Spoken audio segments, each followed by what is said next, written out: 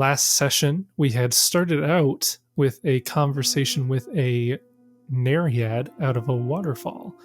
And you guys had asked quite a few questions there, actually, and learned a little bit of information about where Nefexi was. She had moved downstream some decades ago, and with a sort of a grim farewell on the Nereid's part, assuming that she would never see you alive again, you headed north downstream into the kind of destroyed village of Sprites. And it wasn't until you got kind of to the center of the village and found all these bones lying around that you triggered a haunt where a tornado, like little undead sprites, began to spiral around you with lights in the tornado trying to draw you in. Most of you just voluntarily ran through and took damage, but Wendell had rolled a nat 1 on his will save and he unintentionally got cut up. But with some channels, you were able to neutralize that. And then with a series of rolls, you kind of pieced together what you think might be the best way to handle that haunt to put it to rest. And then you investigated some blood fungus, which had blood rather than chloroform. And moving on from there, you met a particularly eccentric individual named Groger, who refused to admit that he was actually present in the conversation, but was actually quite talkative about quite a bit. You were able to determine from the shrine that he was living next to that it had once belonged to Nefexi, or at least was used by Nefexi for some sort of ritual, some transformative ritual that she was trying to accomplish. And then, as you guys were about to leave, Groger offered you some form of immortality if you were to pay him a certain amount and allow him to bite you. And the idea was that as long as you still had wounds from him, if you were to die, you would somehow be brought back, or I think the exact wording was the burden of death would be... you'd shove off the burden of death. No details were really given to that, but your sense motive didn't detect any malicious intent with his words. So you all actually decided to, go ahead and take the risk, see what it could be. And I believe all of you took 15 points of damage from his bite. So as long as you don't heal that damage up, if you die, you'll shove off the burden of death. And then the final bit of that session, you had moved forward into what appears to be some sort of camp. And just as you were about to investigate it, a bunch of fey creatures jumped out and ambushed you. A redcap and some other strange amalgamations of redcap and quickling. And that particular battle went on for a while because 2 of you got hit by an ability that shared damage. So you were a bit hesitant to actually do much of anything until several rounds had passed and the effect ended, at which point you basically just let loose. And from that point on, it wasn't too crazy of an encounter. 2 of you took like no damage, and 2 of you took a lot of damage, which I guess is how it normally goes with this party. Well, also, like 2 of us were hit with that thing where we shared damage with them, so yes, I didn't want to attack them and just basically let them wail on me for 6 turns. Yeah, they seem to have targeted the 2 members of the party who are clearly not in full plate armor of some kind with that attack. But yeah, you were able to dispatch those fey creatures. And with that, we will get into this particular session. So right off the bat, as the last combatant falls and you're kind of gathering yourselves, a little bit of time passes, Kieran, I need you to roll me a fortitude save. I don't want to. Would we still have good hope on from that combat, or would that be over? This would be like less than a minute after the battle ended. Okay. Fortitude save is a 31.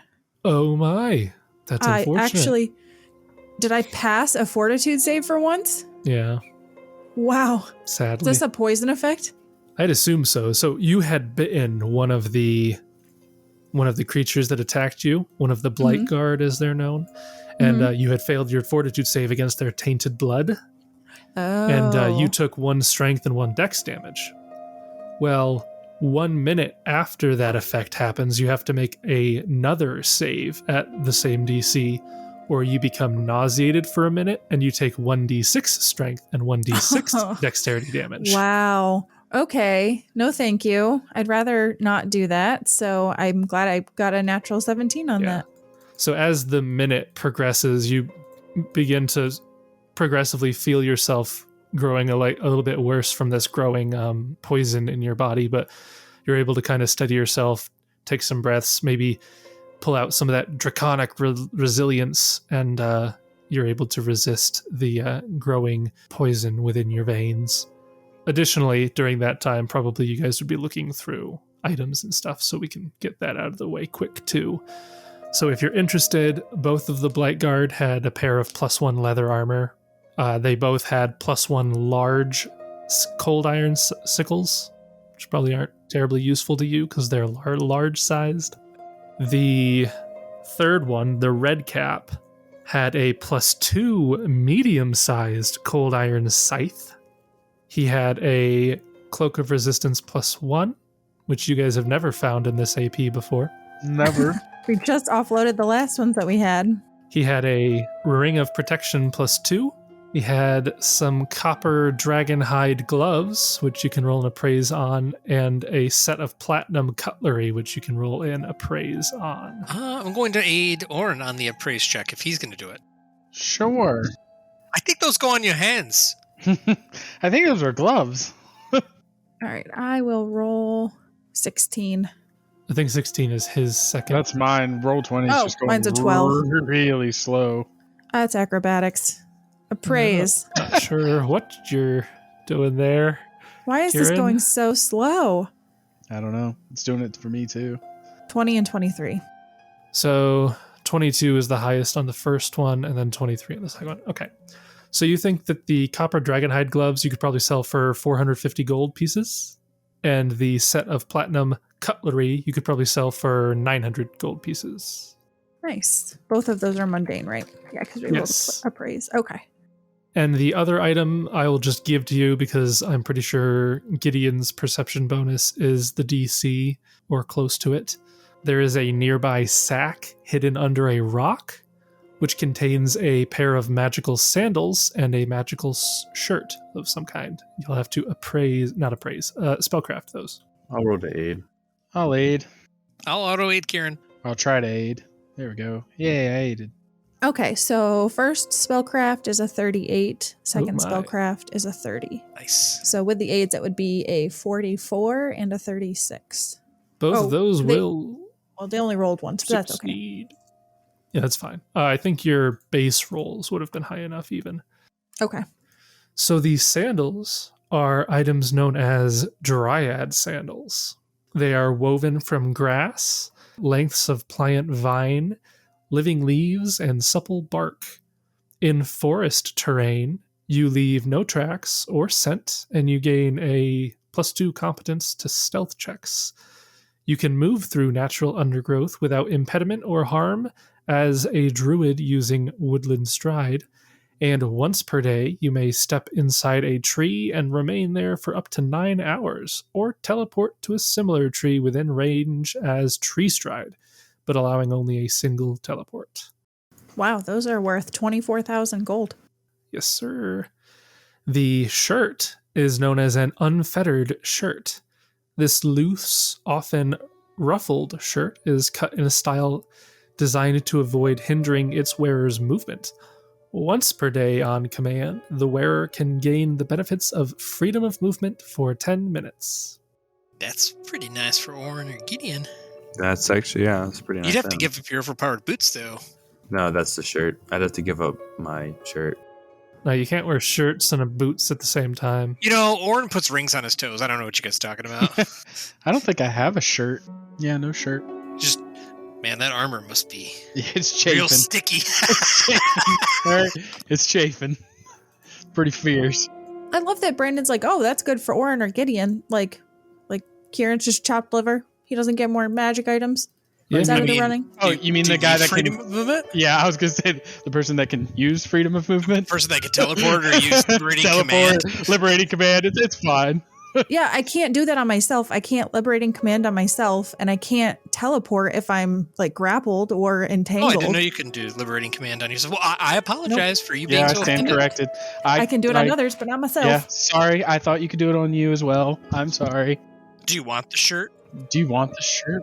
You can have the shirt if it's that big of a deal, Sarah. Don't do that. Don't do that. Don't do that, buddy. Oh, I'm just kidding. I'm just kidding. I mean, if it really makes Just that joking. much of a difference. If it's that big of a deal. No. I already have a chest slot, so I cannot wear it. Oh my, Sarah.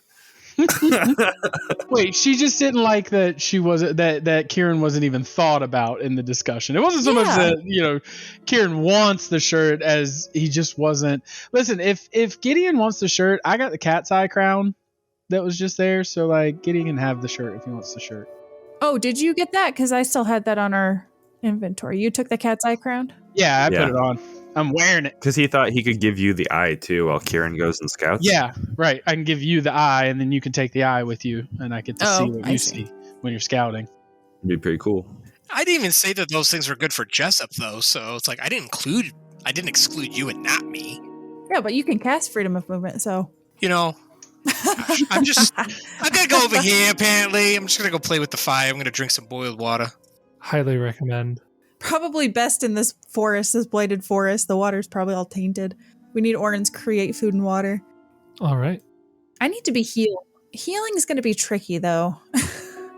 It's gonna get weird. Yeah, don't heal more than 15. Yeah. And don't heal more than, like, I'm going to rest and undo my thing. Oh, same. Can I brutally? Oh, well, I guess you could like. So what I want to do is, while everyone tries to heal themselves, Jessup is going to ready in action. So if he sees that if anybody's HP would exceed that 15, he can stab him with the dagger. He just waits to see if the wound starts closing, and he stabs him in it. Oh, too much heal! Yeah, take this. Yeah. I don't think I have to worry about it being down 136 hit points. I think resting will not quite get me to where I need to be. I can get up pretty far. I'm down to 25. Yeah, what's the resting give you? It's what plus con? It's your level Level? plus con. I will allow you to forego natural healing if you guys rest, kind of with the idea that, like, as you guys are, because you often use, like, what's the spell? Keep watch or whatever. Mhm. Kind of with the idea of that, like, you guys are staying awake, not so much healing, and maybe you guys are just, like, playing with the wound. Kind of like when you pick at a scab, it just doesn't heal as quickly. Oh, I'm that's fine with rough. you. I'm fine with you, like, foregoing the natural healing and staying at your minus I'll 15. accept that. Yeah, that's cool. And also, if nobody else wants it, I might as well take the unfettered shirt, which means I've got a quick runners available. So why do you instantly get it? Well, I We've mean, got to unless- ask Kieran if he wants the sandals or the shirt first, Yes, Kieran, would you like the shirt? You can have the shirt. or the sandals. No, I already told you I have a chest slot and I have a feet slot too. So I'm good. You do. I mean, I'll slap on that quick runner shirt because I just Yeah. don't have anything on. So why not? That's what I got. I mean, it's not too bad for.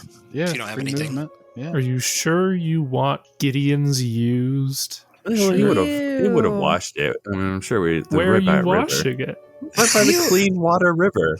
The blighted. It's not blighted. It's the one thing that's not. This area Or- is. Or to walk over and be like, Also- Kieran, Also, you, we live in magic world. We could just have like fastidiousness cast on it. or I was gonna something. say, do you have any casts of fastidious left? This shirt's kind of grody. It still has pit stains. You can't wash those out. Can you cast fastidiousness on someone else, or is that personal? No, it's personal. So Aw, you nuts. need to put on Gideon's quick runner shirt to clean it and then give it to Then Oran. give it to Oran. Let's use, doesn't anybody have prestidigitation? Just Prestidigitation will do Or it. create prestidigitate water. it. Yeah, I've got. No, but I'm create telling water. you can clean it and the pit stains are going to stay there because they're stains. Do you have create bleach? They're magical. You can stains. trade with me. I think I altered mine to be a quick runner's tank top. Yeah, they're Gideon's No, I magical just sweat cut the stains. pits out. I cut the pits out of the. Oran's the runner shirt. out. I want to see Oran with a quick runner's croc top. He's got a crop top. Oh, I'm man. so fast. I'm so fast. That's why he's so fast, because he lost half the fabric. I mean, I don't have a feat slot, so it doesn't make a difference to me. I almost wonder, Kieran, that if you can go feasibly invisible if we do fight a dragon, hopefully, unless that's true seeing. It likely has at least blind sense, though. It probably has at least what I have, usually blind sight, I think. Dragons are known for having really crappy senses. Well, that's what I was No. saying. I figured they'd have scent at least, but that would help. But I guess it really doesn't make a difference then if they have those special sights anyway. If you have an empty feat slot, you might as well take it. It's a pretty nice ability. Yeah, if things start going downhill, Jessup's going to jump into a tree, leave you guys to die. Because we also have that other thing where we can jump into trees, too, right? The woodlands ingress. Yeah. Yes. Yeah, my luck, Jessup would try to run away and hide, and he'd jump into one of those eyeball trees. And does Oran have boots or no? I'm sure he has boots. They may not be magical, but I hope he's not barefoot. I have boots of striding and springing. Yeah, that's what I thought. Okay, yeah, cool. You should use those, right? Yeah. He does. It gives him 10 feet of It's movement. I was going to say, it's a passive effect. I'm always using it. The biggest thing is that it'll let you traverse the Fangwood without having to worry about difficult terrain. Sure. I mean, if you guys don't care, I'll throw them on because I don't have a feat slot. Yeah, you might as well. And then follow that up with, if anybody, I don't need them, but if we want to diversify our cold iron, both of the sickles and the scythe could be, in theory, wielded. Gideon doesn't want either of them because he's got the shield, but... I cannot use them. I'm just laughing because we know Aiden would have taken all of them and just stuffed them in his Right. cloak. Why can't Kieran use them? What? Sorcerer. I'm not proficient with any weapons. I mean, you can use it as a penalty, though, can't you? Yeah, Yeah, it but would I don't be know if it's insane. worth At that point, it really wouldn't be worth it. A -2, situationally, Oran might make use of it, but to take a proficiency penalty on top, that would be a bit too much. You could also just take the scythe Oran. I mean, it'd look kind of funny, but give you that ×4 critical. Oh, Jessup lied. I do have boots. Also have boots of striding and springing. The passive effect. So are you over encumbered, Jessup, or do you have 40-foot movement speed? No, I'm over encumbered, but because I have the boots, it puts me back to 30. I see. I would go up to 40, but then because of me being to my medium load, I lose 10 feet. So I don't get a bonus, or I get a lesser bonus from haste. Are you encumbered because of your armor and stuff? Like, because you bought a bag, didn't you? I did, but Jessup's strength isn't really that crazy. Okay. And so I have a few items, like the armor is 20 pounds, so that eats up a lot of it for me. So if we cast Bull's Strength on you, Jessup be a speedy boy? Do you want Oran to carry some stuff? Because, I'm never Well, a lot of Carry it- Jessup. Yeah, I was like, I'm never over encumbered. So, Well, no, a lot of it's my entertainer's outfit that I have, the buckler, and then my studded leather armor, that's 29 pounds already. So when I added other stuff, it's quite a bit. Unfortunately. And the bag of holding's 25 pounds. Holy cow. So, but I had a lot of crap, so I just got those boots to kind of offset my lack of speed. You got room to shove a sickle and a scythe in there? I mean, I most definitely do. Yeah, because we also have a bag of holding and a handy haversack that Kieran carries. So What's yours, Kieran? Because actually, when I rolled, the store did not have a bag of holding 1, but I have a bag of holding 2. That's why I have a bag of holding 2 as well. Yes, you guys rest. You're all keep watching. So nobody's actually sleeping there. You're all kind of making sure that, Oh, we all are? Okay. yeah, so that you can all keep. Only one of us. Only one. Only Gideon. And Jess was like, oh Only no, Gideon. I gotta sleep. Well, you can give somebody else the wand, probably, That's Oh, true. that's true. Kieran can use it without using magic device, can I? because it's on your spell list. I don't know. Let me check. If it is, then Jessup probably should just... It is. Yes. Oh. So I guess in theory, Jessup would have just given you the wand from the right now anyway. So I've been rolling the whole... Oh no, my wand broke! Jessup, let me try it. Oh, well, Sarah, just so you know, if you want to put it on your sheet, because he'll just give it to you then. It had 18 charges, so if we use the 4, we're down to 14. Okay, you'll have to remind me to use it because I will forget. Okay, well, I'll keep it on my sheet, though, but just presumably moving forward, I'm giving it to you if I can to cast. So are you guys using this campsite as your resting spot, just like rather than setting up your own? I think so. We can commandeer it. Probably, yes. Unless it's filled with blood. It's filled Even with better. poop. Nope, just chloroform. Even better. Why? No. Why did that have to be a thing? Because Oran's the filth king. He's a bloat mage. Yeah, so you guys commandeer this campsite and you set up a position of watch where you're kind of looking in all directions, making sure nothing's coming. You're all kind of being careful to scrape off any healing that is occurring to your wounds. And it's a long night. You probably make some conversation to pass the time, but other than the general eeriness of the Fangwood, nothing occurs during the night that would be problematic for you. So we recover our spells and per day items. Yes. And you don't wake up the next morning, but you arise the next morning, ready to continue on. Sounds worse than it actually is. And you don't wake up. That's the I was going to say, it sounds like you just said we died. You don't wake up the next morning. Oh, You boy. didn't go to sleep. Did we determine the blight is a disease or curse? Did we determine that at some point? Yes. It's both? Yes. Okay. That's unfortunate. I love that this game put in a mechanic to force us not to be at our full hit points for major Yay. encounters. Yeah, so let's do a little bit of brainstorming too. What do we know about this fight that we're going into? Presumably it's a dragon. Do we know what type? You know that it is a black dragon. So Because that'll be acid. those are the scales that you got. Oh, don't you have the ring of acid thingy there? A necklace? I do, yeah. I can also offer some protection from energy. I can do that as well. Another thing that we'll have to keep in mind is that dragons typically have an aura, which can, I think, panic people. I think there's a fear aura with dragons. No need to be scared. We have one potion of remove fear. Let me just let you know what's in the inventory, since I guarantee that none of you look at the inventory sheet. We have an inventory sheet? We have an oil of shrink item, a potion of bear's endurance, 7 potions of cure serious wounds, a potion of feather step, potion of fly, 3 potions of good hope, 8 potions of haste, 1 potion of hide from animals, 2 potions of remove blindness deafness, 1 potion of remove fear, 2 potions of resist fire, a scroll of gaseous form, a scroll of giant form 1, 2 scrolls of identify, a scroll of mass cure moderate wounds, 2 scrolls of sending, 1 scroll of vampiric touch. Bear's endurance might as well be used. All right, so you can take the potion of bear's endurance. I think, Oran, if you want to take, or I guess any of you could cast the mass cure moderate wounds.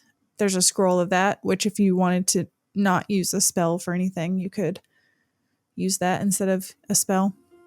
It would be base caster level, of course, but I would have to roll use magic device on it. Does anybody not have a belt of constitution? The bear's endurance would do more for them. No, my dwarven belt gives me con.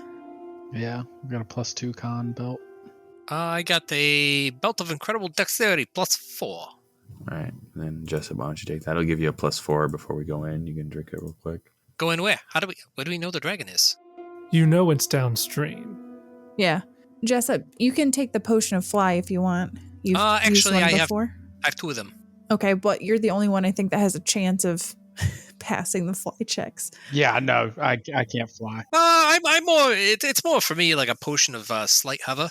Okay, well, I guess nobody has to take anything now. I just wanted you to know what we have at our behest. And if things were to go awry, which I hope they don't, but just so you guys know, I do have also scrolls of remove blindness, deafness, curse, remove curse, and remove disease. But I purchased them at 7th caster level, so they're a little bit higher for some bonuses. Good to know. All right, so I guess we will continue on, and then if we get to a point where we know where the dragon is, I think Kieran's gotta do some buffing. But right now he just has mage armor on and fastidiousness. I think those are his dailies. Okay. Can you use... Oh, I don't think you can. You can't use a metamagic rod off of a scroll. No. Be cool if we could. Poop! That would have been nice. It would be cool, but...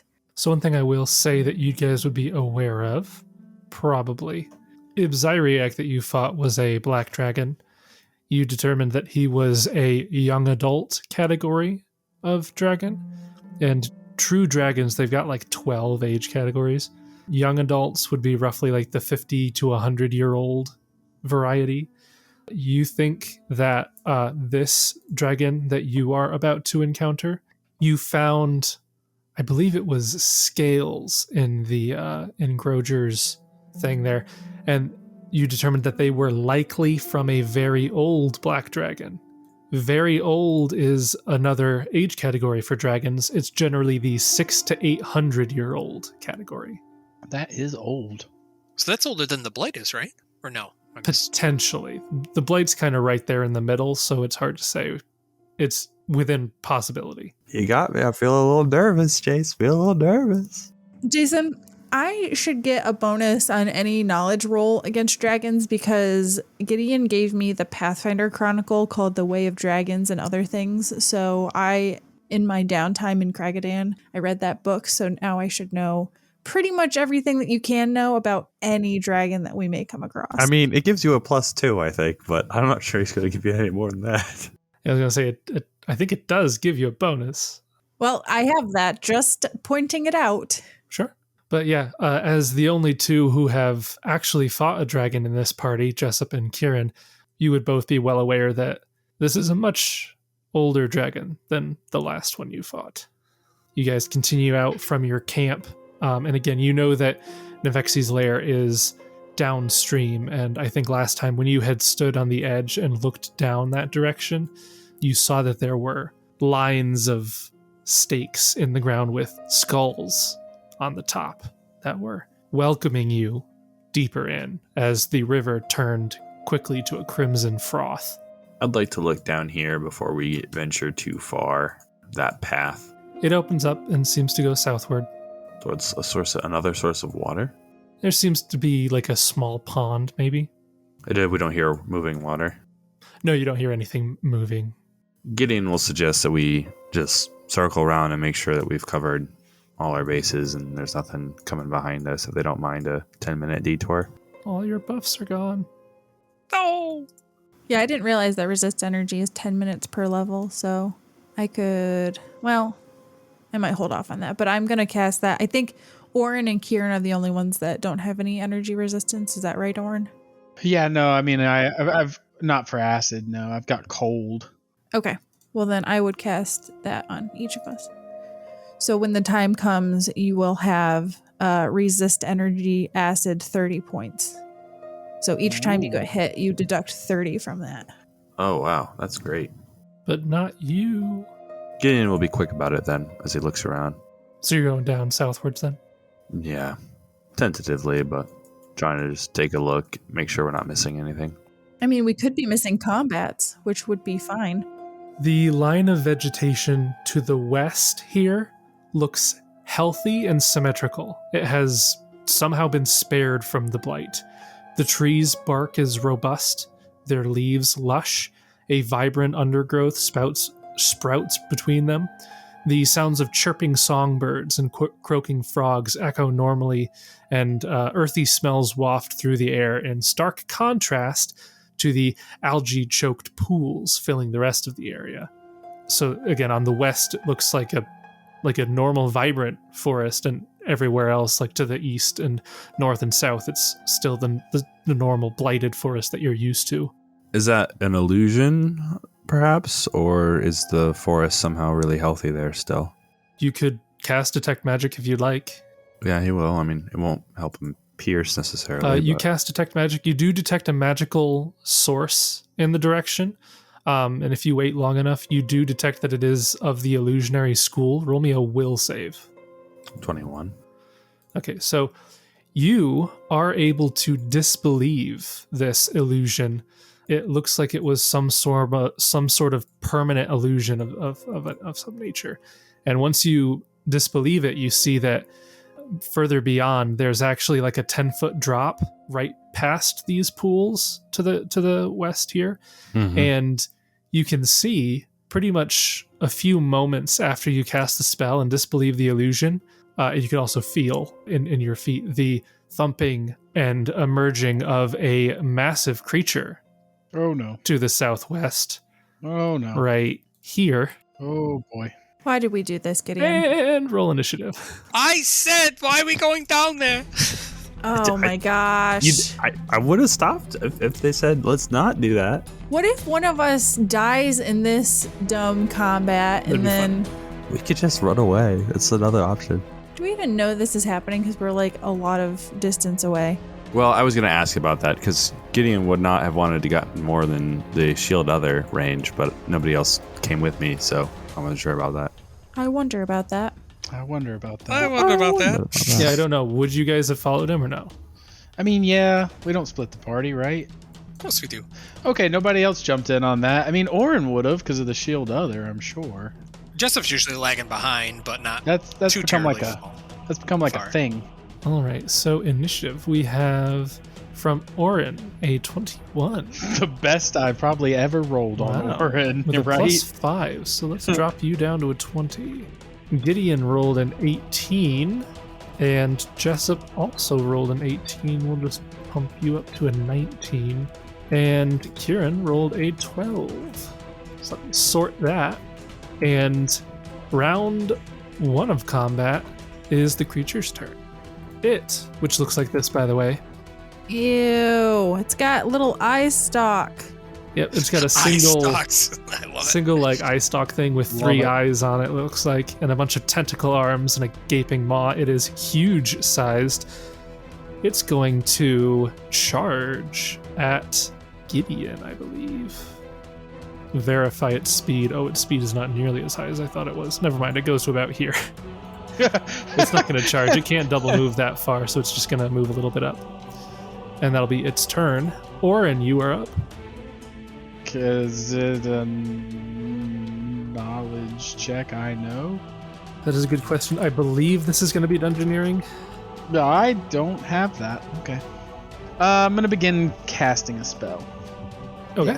Yeah. And I'll move here. Okay. That'll bring us to Jessup. Jessup will inspire courage to everyone but Gideon because he summoned a monster.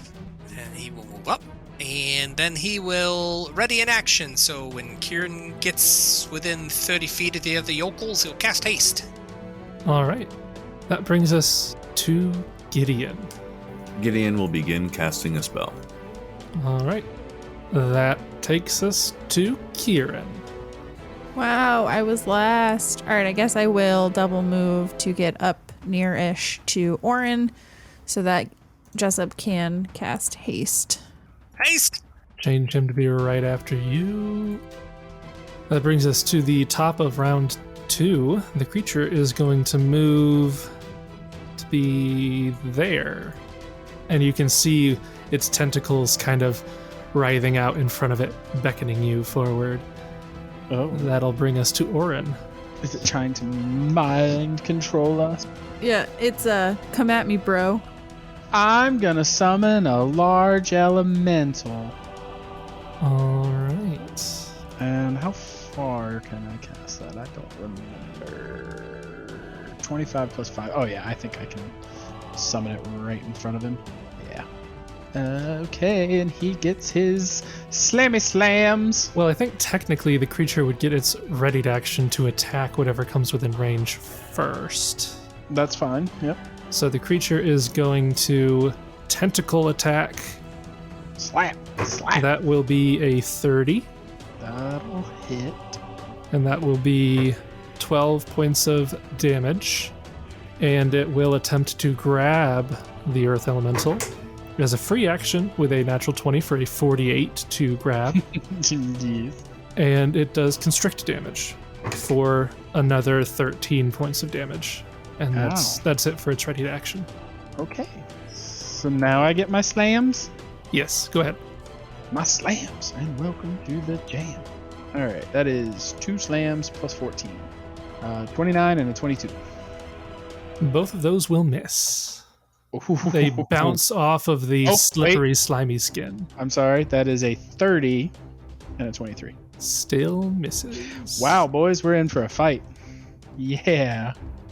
As this thing's skin just deflects the attack. You can see it's probably got skin that is thicker than the stone on your Earth Elemental. All right. Well, and then Oran will move up 20 feet, and that's my turn. Okay, Gideon. Yikes. Oran would relate that this thing's going to be hard to hit. You didn't want to double move up to it? Not particularly. Oran always gets grabbed. I'm always the one that gets grabbed in this. Well, you group. should have gotten the freedom of movement shit, huh? No, Kieran wanted it, and it was I a don't big know who deal. ended up getting it. I think it was Gideon. It was Gideon. Yeah. Yeah, you got the quick runner shirt. You could really get up there. Right? No, thank you. It will finish casting a spell. Okay. Summoning a hound archon. Oh, look at us both having the same idea, practically. Let them get grappled. Yeah, and he'll take his full attack. Okay.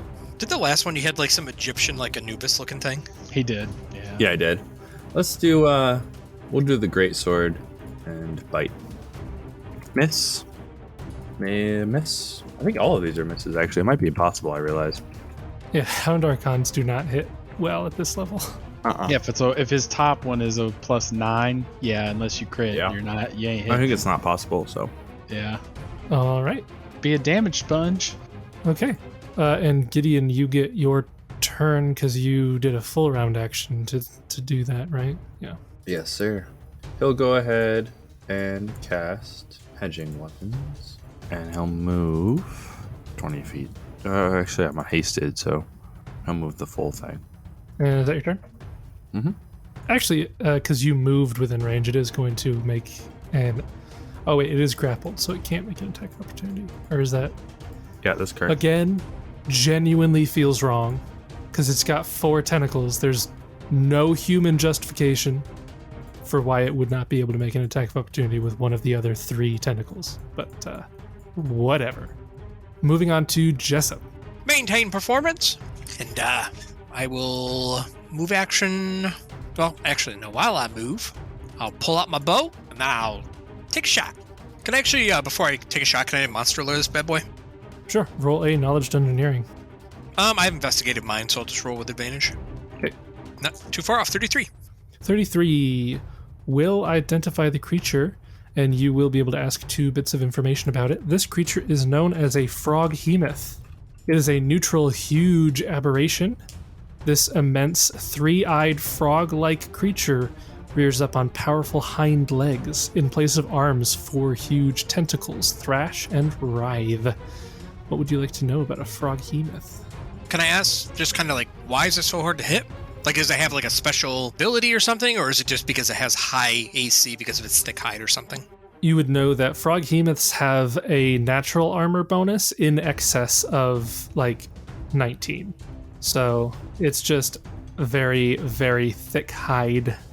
Okay, and then give me a cool offensive ability. What can it do with all its tentacles? Froghemoths have the ability to swallow whole. Oh, that's with its mouth. Yes. That's tentacles. Okay. Well, its bite, its tentacles, and its tongue all have grab. So Oh, it that's kind of draws you in with whatever it can. Gideon, it's gonna try to eat ya. Oh, and it's gonna be harder than heck to hit. I'm gonna shoot it. I will swift action arcane strike. I got fire into melee on I think all my other doodads. So I'll just take 1 shot. Okay. Ha! 34. 34 will hit. Woohoo! 13. 13 points of damage. All right. Is he hurt? Yeah. Nice. All right, guys, he's almost down. Thunks into the creature's hide, and you do see some blood trickle out. It can be. If it bleeds, we can kill it. That brings us to Kieran. Would you say that I have line of sight to the creature where I'm standing at, or do I have to move? I mean, you have line of sight, yeah. Okay, so if I use my move action to pull out a wand, I would still be able to cast magic missile from the wand on the creature? Yeah. Okay, I will do that. I'm going to pull out my caster level 7th wand of magic missile, and I will cast it at the creature and see if this goes through. Okay. So at 7th level, it's 44 plus 4, 17 points of force damage. All right. Yeah, it looks like all of those hit the creature, and it reacts as you would expect. All right, I will 5-foot step, and that's my turn. Brings us to the creature's turn. The creature is going to take a full attack. It's going to release the grapple and just take a full attack, because I ain't doing grapple stuff if the rules are going to be that dumb. I might, if I get somebody I can actually swallow whole, but he can't swallow the elemental. He's too big. So I'm going to roll randomly to see who I attack here. Let's roll a d6. 1, 2, the Hound. 3, 4, Gideon. 5, 6, the elemental. Gideon. It's going to begin a full attack against you. It's going to start with its bite, which is a 31. No. Misses. And then it's got 4 tentacles. So we've got a 39, Hits. a 35, Hits. a 33, Misses. and a 28, so that's going to miss. And then its tongue at the end for natural 2, so that's going to miss. So 2 tentacles hit. Mm-hmm. So you take a total of 19 points of damage, and it is going to grab you as a free action. It's just going to keep releasing it, because that's the only way that mechanic makes any sense. For a 34 against your CMD, How much total damage did you say? 19 damage. And a 34 beats my 30. Okay. So you take another 12 damage from the constrict, and you are grappled. But that is its full turn, bringing us to Oran.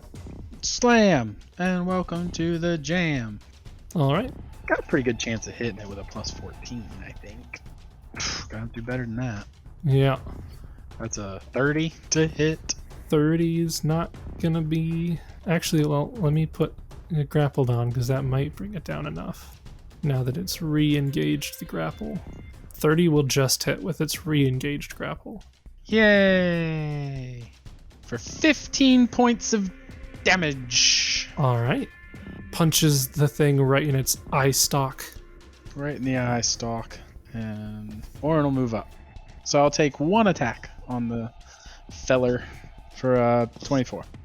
Nope. That ain't gonna do it. Okay, that's my turn. Okay. Gideon. Might as well. As a command action, he'll go ahead and activate his brand new unfettered shirt. Why not make quick use of it? But gaining the benefits of freedom of movement. So that is a standard action. Does that provoke? Well, you'd both be grappled, so I guess not. It also shouldn't, because it's just a verb. Well, maybe it would. Yeah, I don't know. Automatically succeeds on any combat maneuver check. So as a move action, can I try to get out, or that's it for right now? It's a standard action to try to get out, so... Alright, then we'll just do an invocation of destruction. Okay. That will bring us to Jessup. Jessup? Hello, Thea guys, I'm here. Alright, so Jessup's just going to move up. Then apparently he gets destruction. Yes. And then he will take 1 shot. Oh, I'm sorry, I will maintain performance and then a free action arcane strike. Okay. That will miss. All right. That's your turn, Jessup. Yep, that's my whole turn. That'll go to Kieran. All right, Kieran's gonna move up to be here and cast another magic missile from the wand. 44 plus 4. 12 points of damage that time. All right. That all seems to go through. That's my turn. Brings us to the creature's turn. At that point, when it attempts as the free action to do the swallow, it would immediately fail, I believe. Let me just check the swallow. That might not be a free action for it. But it would fail immediately because of the freedom of movement that is now on Gideon, so you would become ungrappled right away. So I think it just has to step back, because I think that's its turn for this round, was trying to do that. Actually, it's not even going to step back. It's fine. That brings us to Oran. Haha, 32. 32 will hit, even though it is no longer grappled. Okay, so 1 damage then. He doesn't benefit from the destruction, correct? The elemental, you mean? Yeah. I don't know. Allies within the 30 feet or whatever. Let me check. I don't think Do you it has identify the rock elemental as your ally? As an ally. Then yes. Yeah, it doesn't say it's immune to any relevant effects. Yeah, and the invocations don't specify, like, need to see or hear. So, Just range. Probably. 20 damage. Oh, because you were rolling for it, not you. Okay, yeah. 20 damage. Correct. Yep. Now, Oran. Okay, the 42 will hit. It will not confirm. And the 32 will hit, and then the 42 will hit and confirm. So you hit all 3 times with 1 crit confirm? Oh, shoot. Why didn't it roll the damage for those? That's... What do you mean? Oh, no, it did. It did. It did. No, I just Yeah. wanted to double check because I'm trying to roll for discordant. I think I hit all 3 times. Yeah, Yeah. he hit 3 times. Yes. And we said that I crit on my discordant, right? No. No. That is nonsensical. Oh, I'm pretty sure that's Nonsense. true. Yes. Is it All still right. up? Yeah, a pretty hefty chunk of damage out of it, though, but it's still up. Cold ice strike, don't cold ice strike. Cold ice strike, don't cold ice strike. It's up to you. No, I'm gonna wait. Okay. Gideon, it is your turn. We'll push our luck. Go for small 2-weapon fighting action here, even though I kind of think it won't quite exactly work out to be better for me. Okay. But before that, we'll just have my hound. He's gonna roll to aid my first attack. Okay. So add 9 to that. He succeeds on the aid. Yeah. I guess a natural 1 always He fails. Yeah. fails. Yeah. For because it's aiding an attack roll. Can't even aid. Can't even aid. So does he give you a penalty to your attack roll now? I think so. So he messes you up. That's not how it works. I'm pretty sure that's how it works. Sounds about right. Oh my 17 will miss, 30 will miss, 18 will miss, 17 will miss. What happened? Yikes. I should have cold ice striked. Wow, that is a lot of ones, my friend. Yeah. That was a natural 1, followed by a natural 1, followed by who cares, followed by 2, followed by natural 1. Oh, it was a 19. Don't say who cares. That wasn't too bad. But then a 3 and a 1. Yeah, that was trash. Well, That's insane. sucks to be you. I guess. That will bring us to Jessup. Holy crap, these turns are going fast. All right. Full barrage. I will maintain and swift action arcane strike and let loose 3 arrows All right. into the Archon. Oh, yeah. Put it out of its Oh, misery. yay! So, nat 20 with a 34 confirm, 27 which will miss, and the 38 I'm assuming will hit. Okay. Just checking. Ranged attacks do provoke from you, right? Yeah. I mean, I don't know why they wouldn't be. So yeah, so as soon as you go to make your first attack, it will do an attack of opportunity as it shoots out its 30-foot long tongue. Wow. Oh, Incredible nice. range. You just a little fly you going to gobble up. Keeping And, that uh, under wraps. Yeah, you are 25 feet away, so You didn't do it the last time. yeah, it was grappling Gideon last time, so this time it's not grappling anybody, and it's going to... Darn you! Oh, I didn't have point blank on. Not that it matters. So this happens before your attack goes through. We'll try to grapple you. That is a 34. Yes. Okay, so you are hit by the tongue.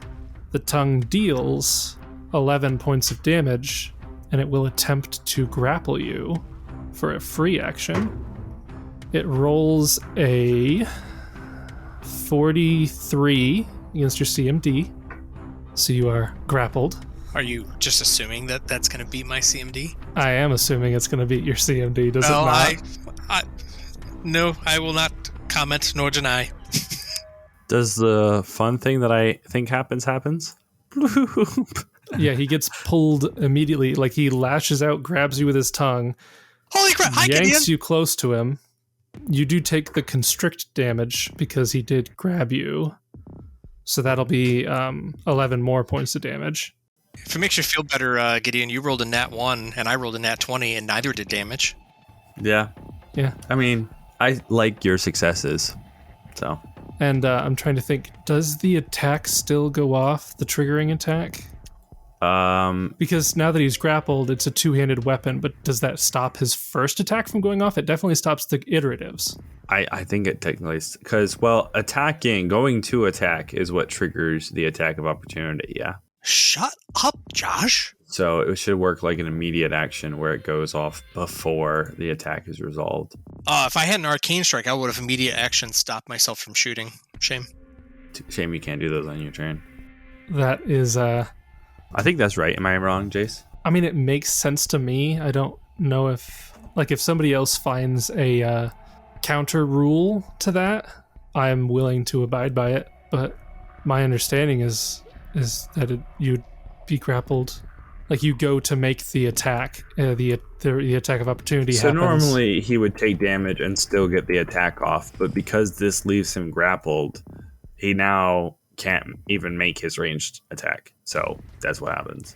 Yeah, that's what I understand it to be. But if somebody finds something else, you can let me know. Huh. This stinks. Yeah, I know. That is going to bring us to Kieran's turn, unless you had a move action you'd rather do in exchange for the lost attacks, Jessup. Yeah, sure. Let me move away from the grappled condition. Were it so easy. Quick, Gideon, give me your shirt. So, Kieran, you are up. All right, seeing how this debacle is playing out, Kieran's going to stay where he's at, not get any closer, and will shoot off his wand again. Okay. All right, so 44 plus 4. That is 14 points of force damage this time. All right. And that's your turn. Yeah, he's not going to move. He'll stay where he's at. It is the Froghemoth's turn. It will swallow whole because you are still grappled, and it doesn't automatically fail this, so it's going to attempt to maintain the grapple. That is only a 38, which probably is still enough. So you take a total of, because of constrict and swallow whole, 32 points of damage, and you are now swallowed by the creature. So you maintain the grappled condition, but the creature actually loses the grappled condition. Question. Yes. Can I still maintain performance? Nothing stops a performance. I mean, they technically would have to hear him, though. You can hear me. You can Jessup's pretty darn loud. Jessup's words of encouragement are bellowing through its tummy. Bodies are not soundproof. Yeah, believe me, they're not. Ultrasounds are a thing. Yep. Even if it didn't work, it would still linger for 2 rounds. So just get him out by then, and we won't even have to worry about Oh, it. yeah. No, that makes total sense. It is Oran's turn. We will start with some attacks just to see if we can bring it down. Those will not hit. Will the 31 with the Hound Akron flanking? No, because I forgot it actually has all-around vision, so the flanking is not even happening here. Thanks. Wow, nuts. wonderful. See, I you was really just- are just worthless, you stupid Yeah. angel. It's like a level 5 summon. My gosh. Okay, so as a swift action, Oran will cast Cold Ice Strike. Okay. Roll damage. Actually, it gets a save. That's a 15 reflex, right? What'd you roll? I rolled a reflex save, which I assume is what it is, and I got a 15. So level 6 spell, so no. Okay, so roll your damage there, and we'll see what happens. That'll be 14d6. 40? It had 30 hit points left. Yay. You shoot a hole right through its being, hit Jessup in the process, who takes 40 points damage and Wow, dies. I would, yes. That sucks. No, you're able to, I'll say for flavor's sake, you're able to freeze an area of its stomach, just as Jessup on his turn would have been trying to cut his way out, and he just bursts free onto the ground in front of you. Love it. Love everything about it. With, Aiden's dagger. Yeah. And the Froghemoth collapses. That thing can shoot its tongue out 30 feet! No, you gotta do the classic Star Wars line. And I thought these things stinked on the outside. That's true. He did freeze there. I thought it was on Hoth for a second. Got chilly in there. We're gonna be copyrighted by Disney now. Yeah, we are. So yeah, we killed it. Yay, team. Oh, Yeah. boy. Thank you, Oran.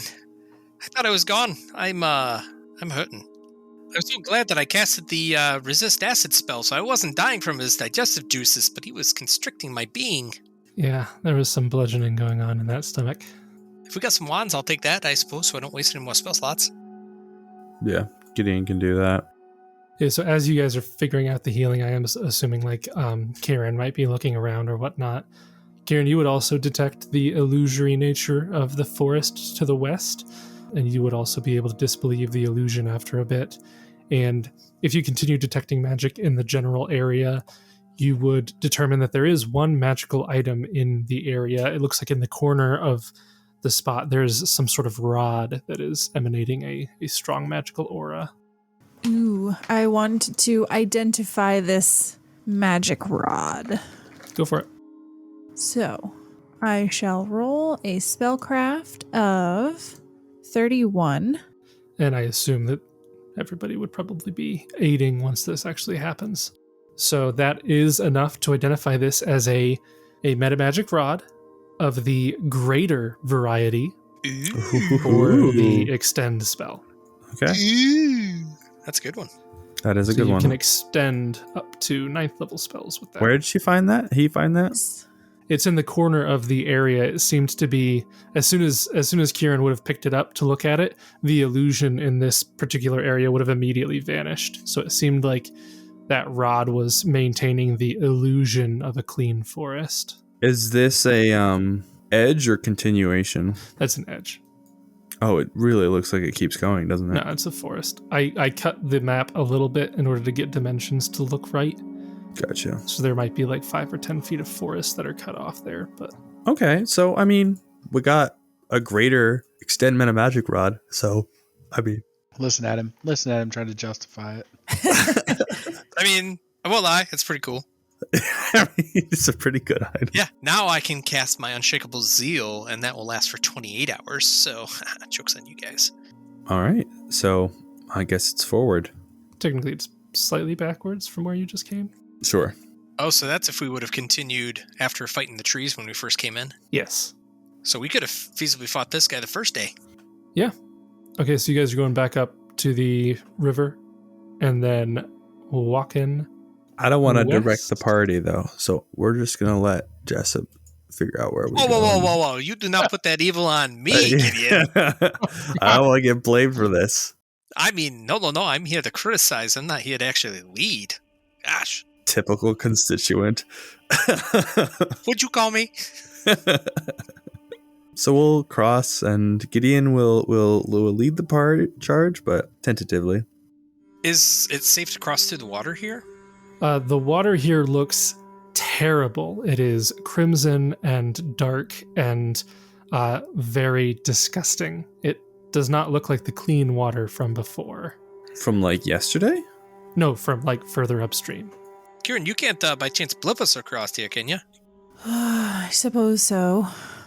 Oh, don't sound too enthused about helping us out here. Or we could just walk back and walk around again. Hey, we got buffs going on here. That's going to take time. Or chop a tree and just cross it. Chopping a tree would take way longer. I mean, that's going to than take longer walking. than walking. I could walk back to Phaendar and back, buddy. Yep, I can cast Dimension Door and DD us over on the other side. And you continue west.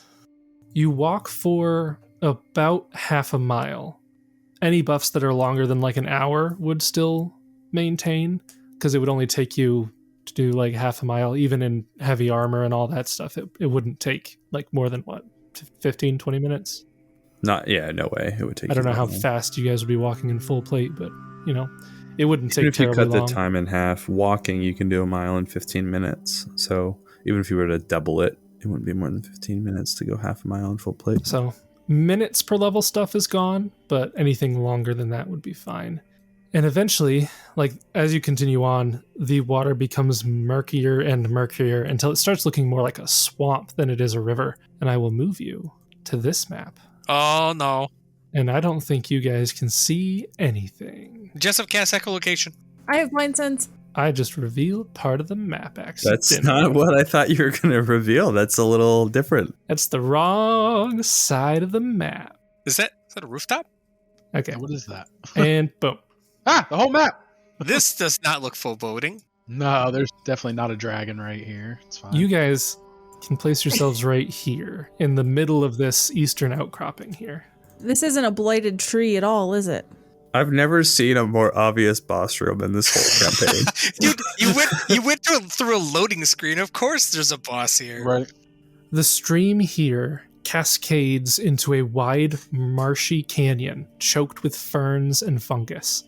The hanging stench of stagnation and rot makes breathing a chore.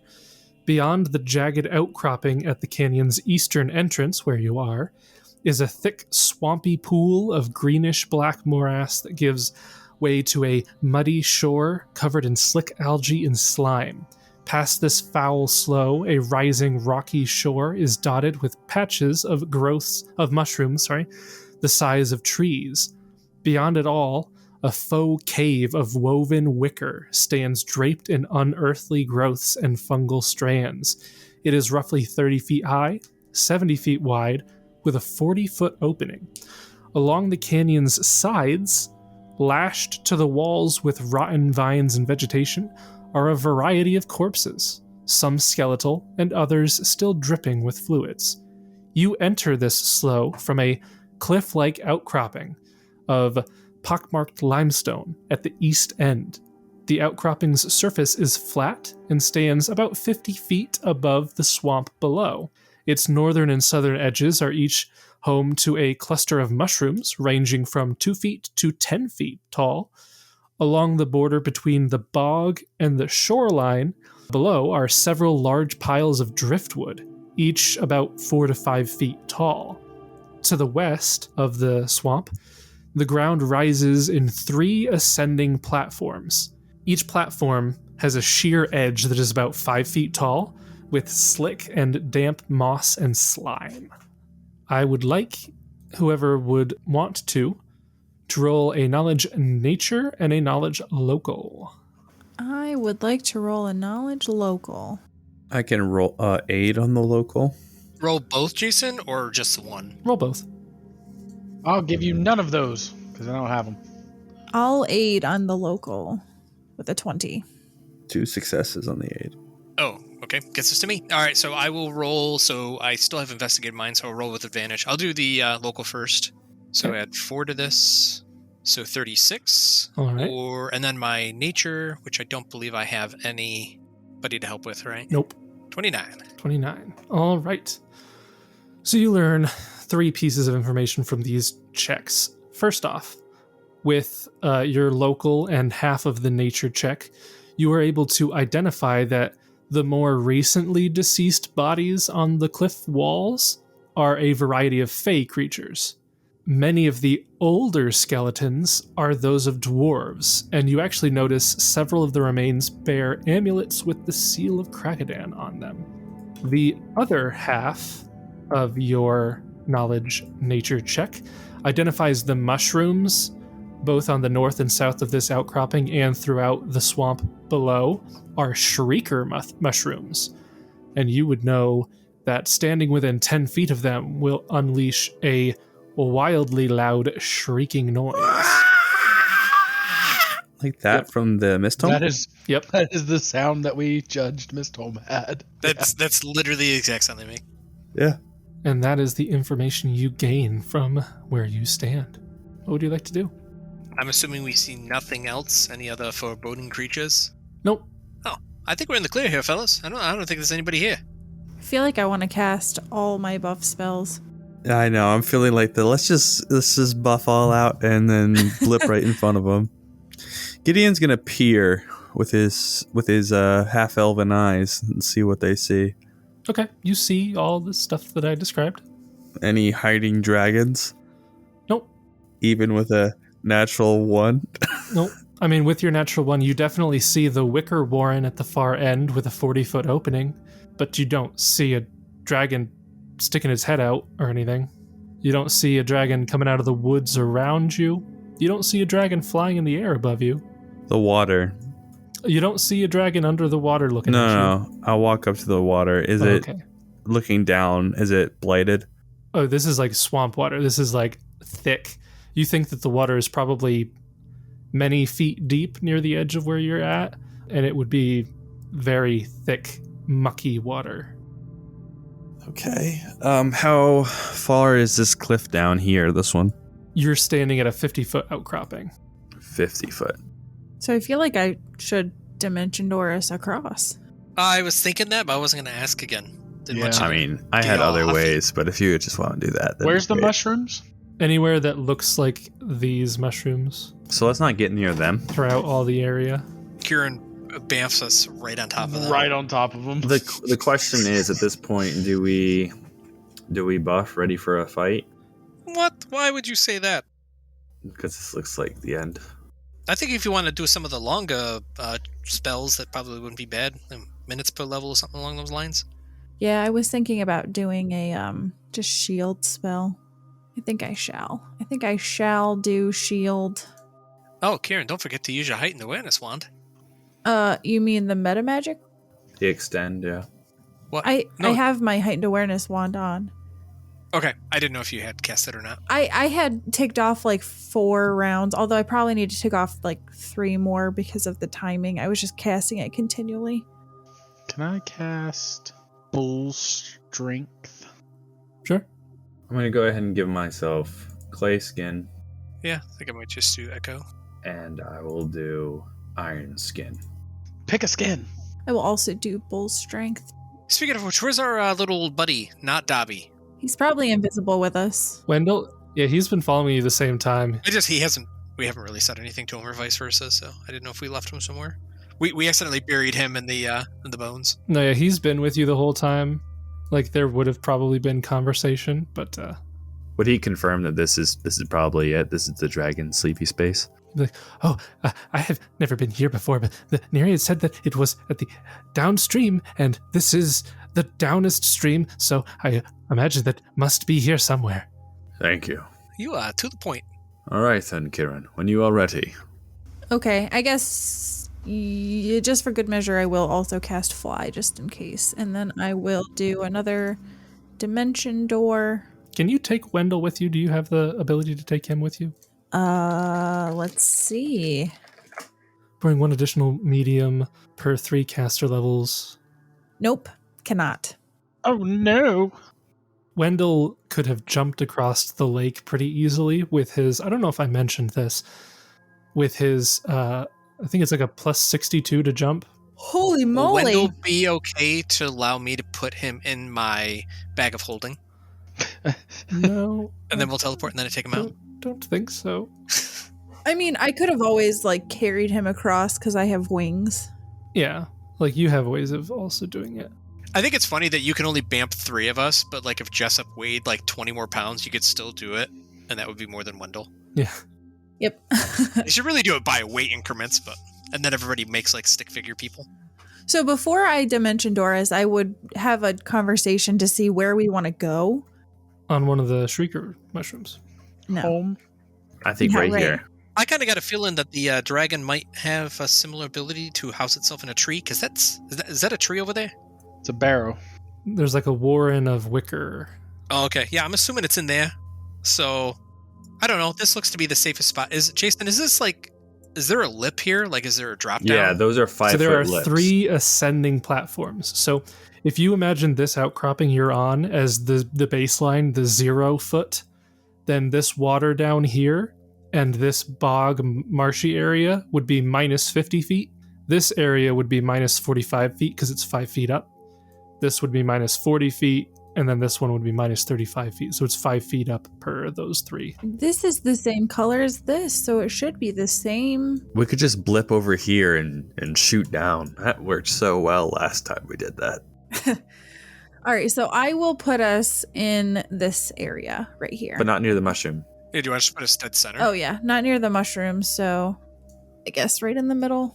Okay. Is it like a move action to climb one of these, you think? They're 5 feet high and they are slick with moss and algae or whatever it said, slime. So there's probably a check involved, and it probably would be an action of some sort. Yeah. Once you guys get there, everybody give me a stealth check. Oh goody. Why bother? I didn't at this move. point? Well, you did pop into existence. So this is at a -5 plus. I'm still wearing the burnished full plate, so if there's any light, Wow. he sees me. I rolled a 6. This is a -8. Hey, I beat Kieran. Oh wow. I beat Oran. Wow. Let's go. I have extreme issues with how this goes. How the 2 full plate wearing natural 19s with a -5 and a -8. Kieran wears no armor. No armor. So I should get a plus like 20 to my stealth because I have nothing that would cause noises. That's probably his problem, since he can see his washboard abs from so far away. He's Yep. wearing clothes. He's not naked. You bamf in and like you flap your wings. It makes like a huge whoosh. Dust flies not- up everywhere. Why would I flap my wings when I use dimension door? I don't know. I Be just cool. have I But just then have you have to- big issues with how this works. It's just dumb. Well, I have big issues with how grappling works. So Yeah, well, there's a lot of things that aren't perfect in the game All right, system. that's it. We're switching to D&D. No, we're not. I'm sorry. Whoa. We're going to 5e. Let's back it up. Back it up. So Jessup technically hit the it was at the distance penalty, it would be like a DC 27 something. Oh, so you can't see with the Jessup. roll. Yeah, so does whatever it is know at least I'm not there? Well, you hear movement coming from the wicker warren, and a couple seconds later, a head emerges from it. And I'll put it right here. Hey, look, it's a dragon. Oh, You great. see a long head emerge from the 40-foot opening from the darkness within, and followed by a massive body. The mortal flesh of this creature looks half rotted away, revealing fungal growths and mycelia quivering and pulsing underneath. The creature then speaks to you.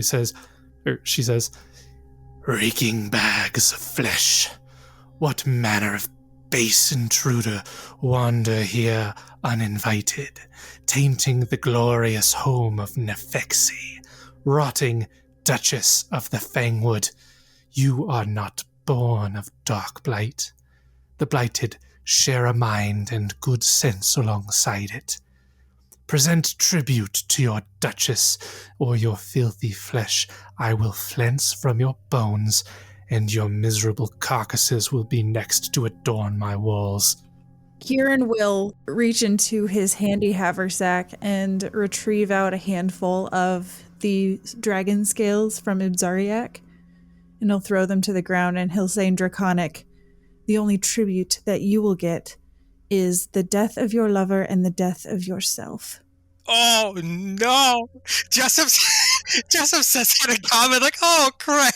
Oh, Gideon's like, "Oh, let's go, Kieran." He doesn't understand, but it sounded. Nefexi kind of cocks her head to the side a little bit, clearly in confusion, and says, "Lover? Oh, you mean that whelp? Yes, I have no interest in him." And then her face turns into a growl, and she says, "However, you have come to the land of the Duchess, unsummoned, and not only do you not bring tribute, but you dare to try to provoke me? Well then, it looks like the walls are your final home." And she throws her head back and unleashes a terrifying, bestial roar. Jessup and Kieran, you were both present in Fort Trevally when Ibzariak roared, and you still remember the chill that went down your spine when you heard that for the first time. Nefexi's roar makes Ibzariak sound like a whining puppy. There is no comparison between the two. And I need everybody to roll a initiative check, followed by a will save for her frightening presence. We all die. All right, I will expend my heightened awareness. I will as well. Is that a plus forcer? Is that a will? Yes, You said a plus- will save? We'll save. Yes. We'll save. Is it a spell or spell-like ability? Supernatural. No, Probably supernatural. it is an aura. Oh, yeah. Oh, but All right, so my initiative with the +4 would be a 31. Wow, Okay, that's so pretty good. Gideon got a 5, Kieran got a 31, Jessup got a 25. Oran got a 19. Still pretty good for Oran. 18. Sort that. I love it. With my 15 will save, I'm going to just turn and flee, which is ridiculous. Oh yeah, I forgot to totally. Roll Yes, that 29 will. I'll take it. All right. Not a surprise though. Oh, nat 2033. Nice. Just fails. So for Will, we have a 21 from Gideon, a 15 from Kieran, a 29 from Oran, and a 33 from Jessup. So Frightful Presence has a 300-foot aura. All creatures within that range must make the save or suffer the effects. This is a mind-affecting fear effect, if that matters for anyone. It does.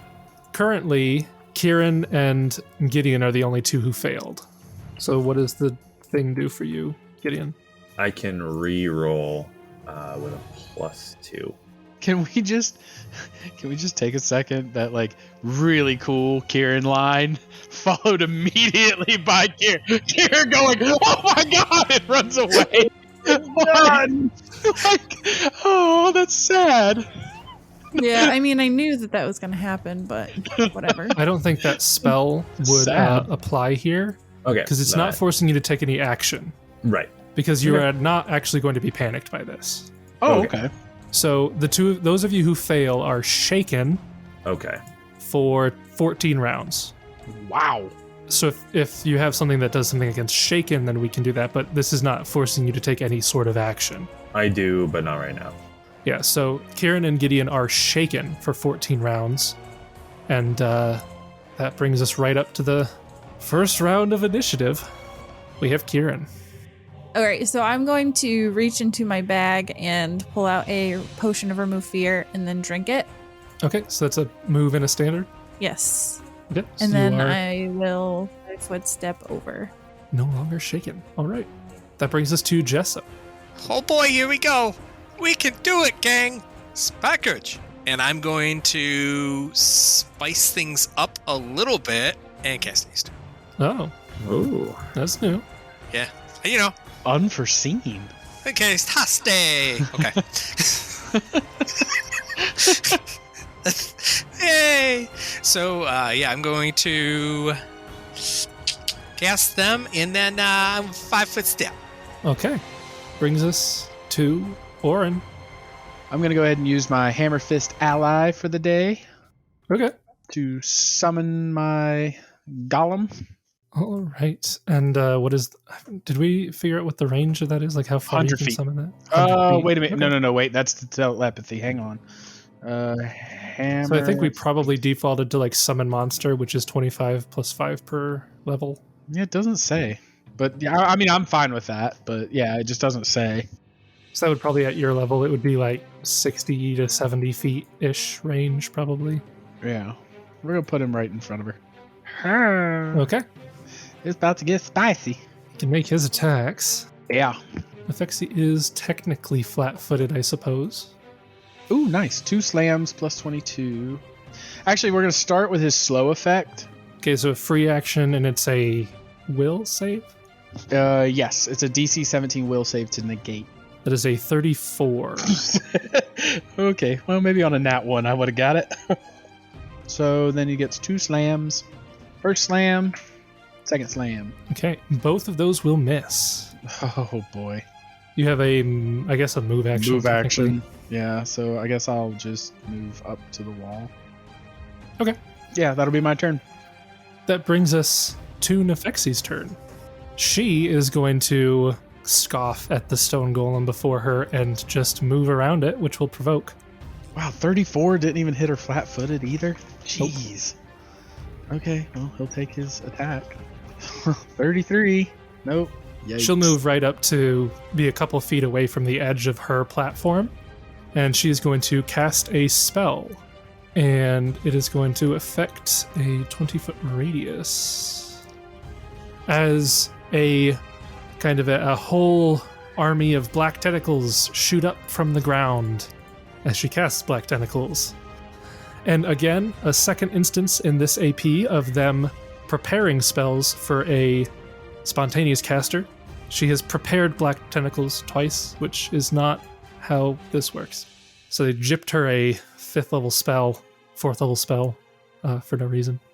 So this spell causes rubbery black tentacles to appear. Every creature within range, which is all 4 of you, is subject to a combat maneuver check. The CMB uses your caster level with a +4 for strength and a +1 size, so 5 plus caster level. So we'll just go around. Kieran first. To grapple you, this is a 32. That is my CMD. Okay. Gideon, this is a 31. Passes. Jessup, this is a 23. Oh no! It's like the only way that would miss me. Yeah, and Oran, this is a 24. Nope. Okay, so 2 of you are grappled by the black tentacles.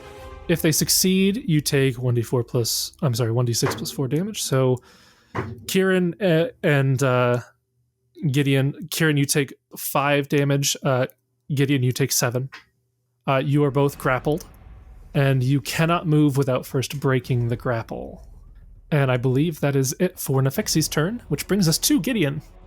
He will swift action, start an invocation of destruction. Okay. He will... Oh, that's not a swift action, that's a move action, excuse me. Swift action, he will do Divine Might. So you did it as like a move action.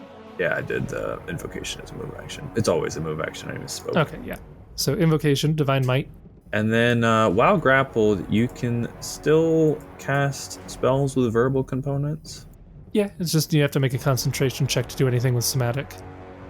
Alright, we'll try to break free then. So that's a CMB check. CMB, yes. Probably doesn't do it. No, that is not going to do it. And unfortunately, you used your shirt earlier today. Yeah. So you are grappled. And I think that's your turn. Brings us to the top of the round, Kieran. I will delay. Okay. Brings us to Jessup, who is not grappled because I didn't do the spell right. How so? I was reminded that reading through the spell more, you actually roll once and it applies to everybody rather than rolling individually. So technically it was 32 against all of you. Ah. You're not going to do that then? Too late. That's up to you guys. If you guys want to do this completely raw, I can do that. Yeah. Fine, both are fine with me. Oh, It yeah, doesn't- I'm sure you're fine with it. It doesn't affect you. It doesn't matter, just out of curiosity, if you're flying or not. I looked that up, and they said that the area of effect is 20 feet, so you'd have to be flying 20 feet in the air. Yeah. Oh, okay. You can still be grappled when you fly. You can't be tripped when you're flying, but you can still be grappled. Yeah, it's up to you. I mean, it just... Oh, we're grappled, though? Yeah, you'd be grappled, yeah. Like, I'm fine with not doing it this round because I played it wrong, but it's up to how close you guys want to do it to how the spell works. How do you cast while grappled again? If there's a somatic component, it's a concentration check. So it would be 10 plus the grappler's CMB plus the spell. All right, well, if I'm grappled, there's not much more I can do. I don't think. So you can attempt to cast a spell, but you have to make a concentration check. DC 10 plus the grappler's CMB plus spell level, but it's not dependent on being somatic. Okay, well, I'll attempt to cast a 4th level spell, so I'll just roll a concentration check, and you can tell me, Jason, if I do it. Okay. That's a big old nat 1 nopers. Okay, cool. Yeah. All right, well, that was fun. I guess I'll maintain. Yeah. Oh, Jason, how much damage should I have taken anyway? You would have taken 5 points of damage. That would bring us to Oran. Okay, so I'm grappled. Yeah, you would have taken 6 points of damage, which I guess would have been split. So you and Gideon would have taken 3 from yours instead. So what do we determine for spells? We can do it, but it's a concentration check. Yes. Is that right? Okay. Yep. Or I can try and break out of it and move. Also, yes. How do you break out of it? That is a CMB or escape artist check, generally speaking, for grapples. Well, I can't do an escape artist. I mean, I could, but it's a -10 for escape artist. Easy. Easy, got it. It's fine. Oh, I could, yeah. Darn it. I should have done that instead. Guess I'll try and break free. I want to be free. 25. So that would fail. Dag nabbit. I totally forgot I delayed, so I'll go now. Oh, okay. I was like, man, I haven't taken my turn, and then I realized that's because I am a dummy. Okay. Okay, so I would like to immediate action liberating command on Jessup. Okay. So Jessup, you can make an escape artist check to escape as an immediate action, and you get a competence bonus equal to +20. So, Jason, how does that work if I want to roll my dance for form instead of escape artist? Can you use dance in place of escape artist? I can with my performance. I added escape artist with my last level. Then you just roll dance. Okay. And what's the competence bonus, Sarah? +20. +20. Okay, so a 50? 50 will just barely hit the DC. Okay. Gee! Thanks, Kieran!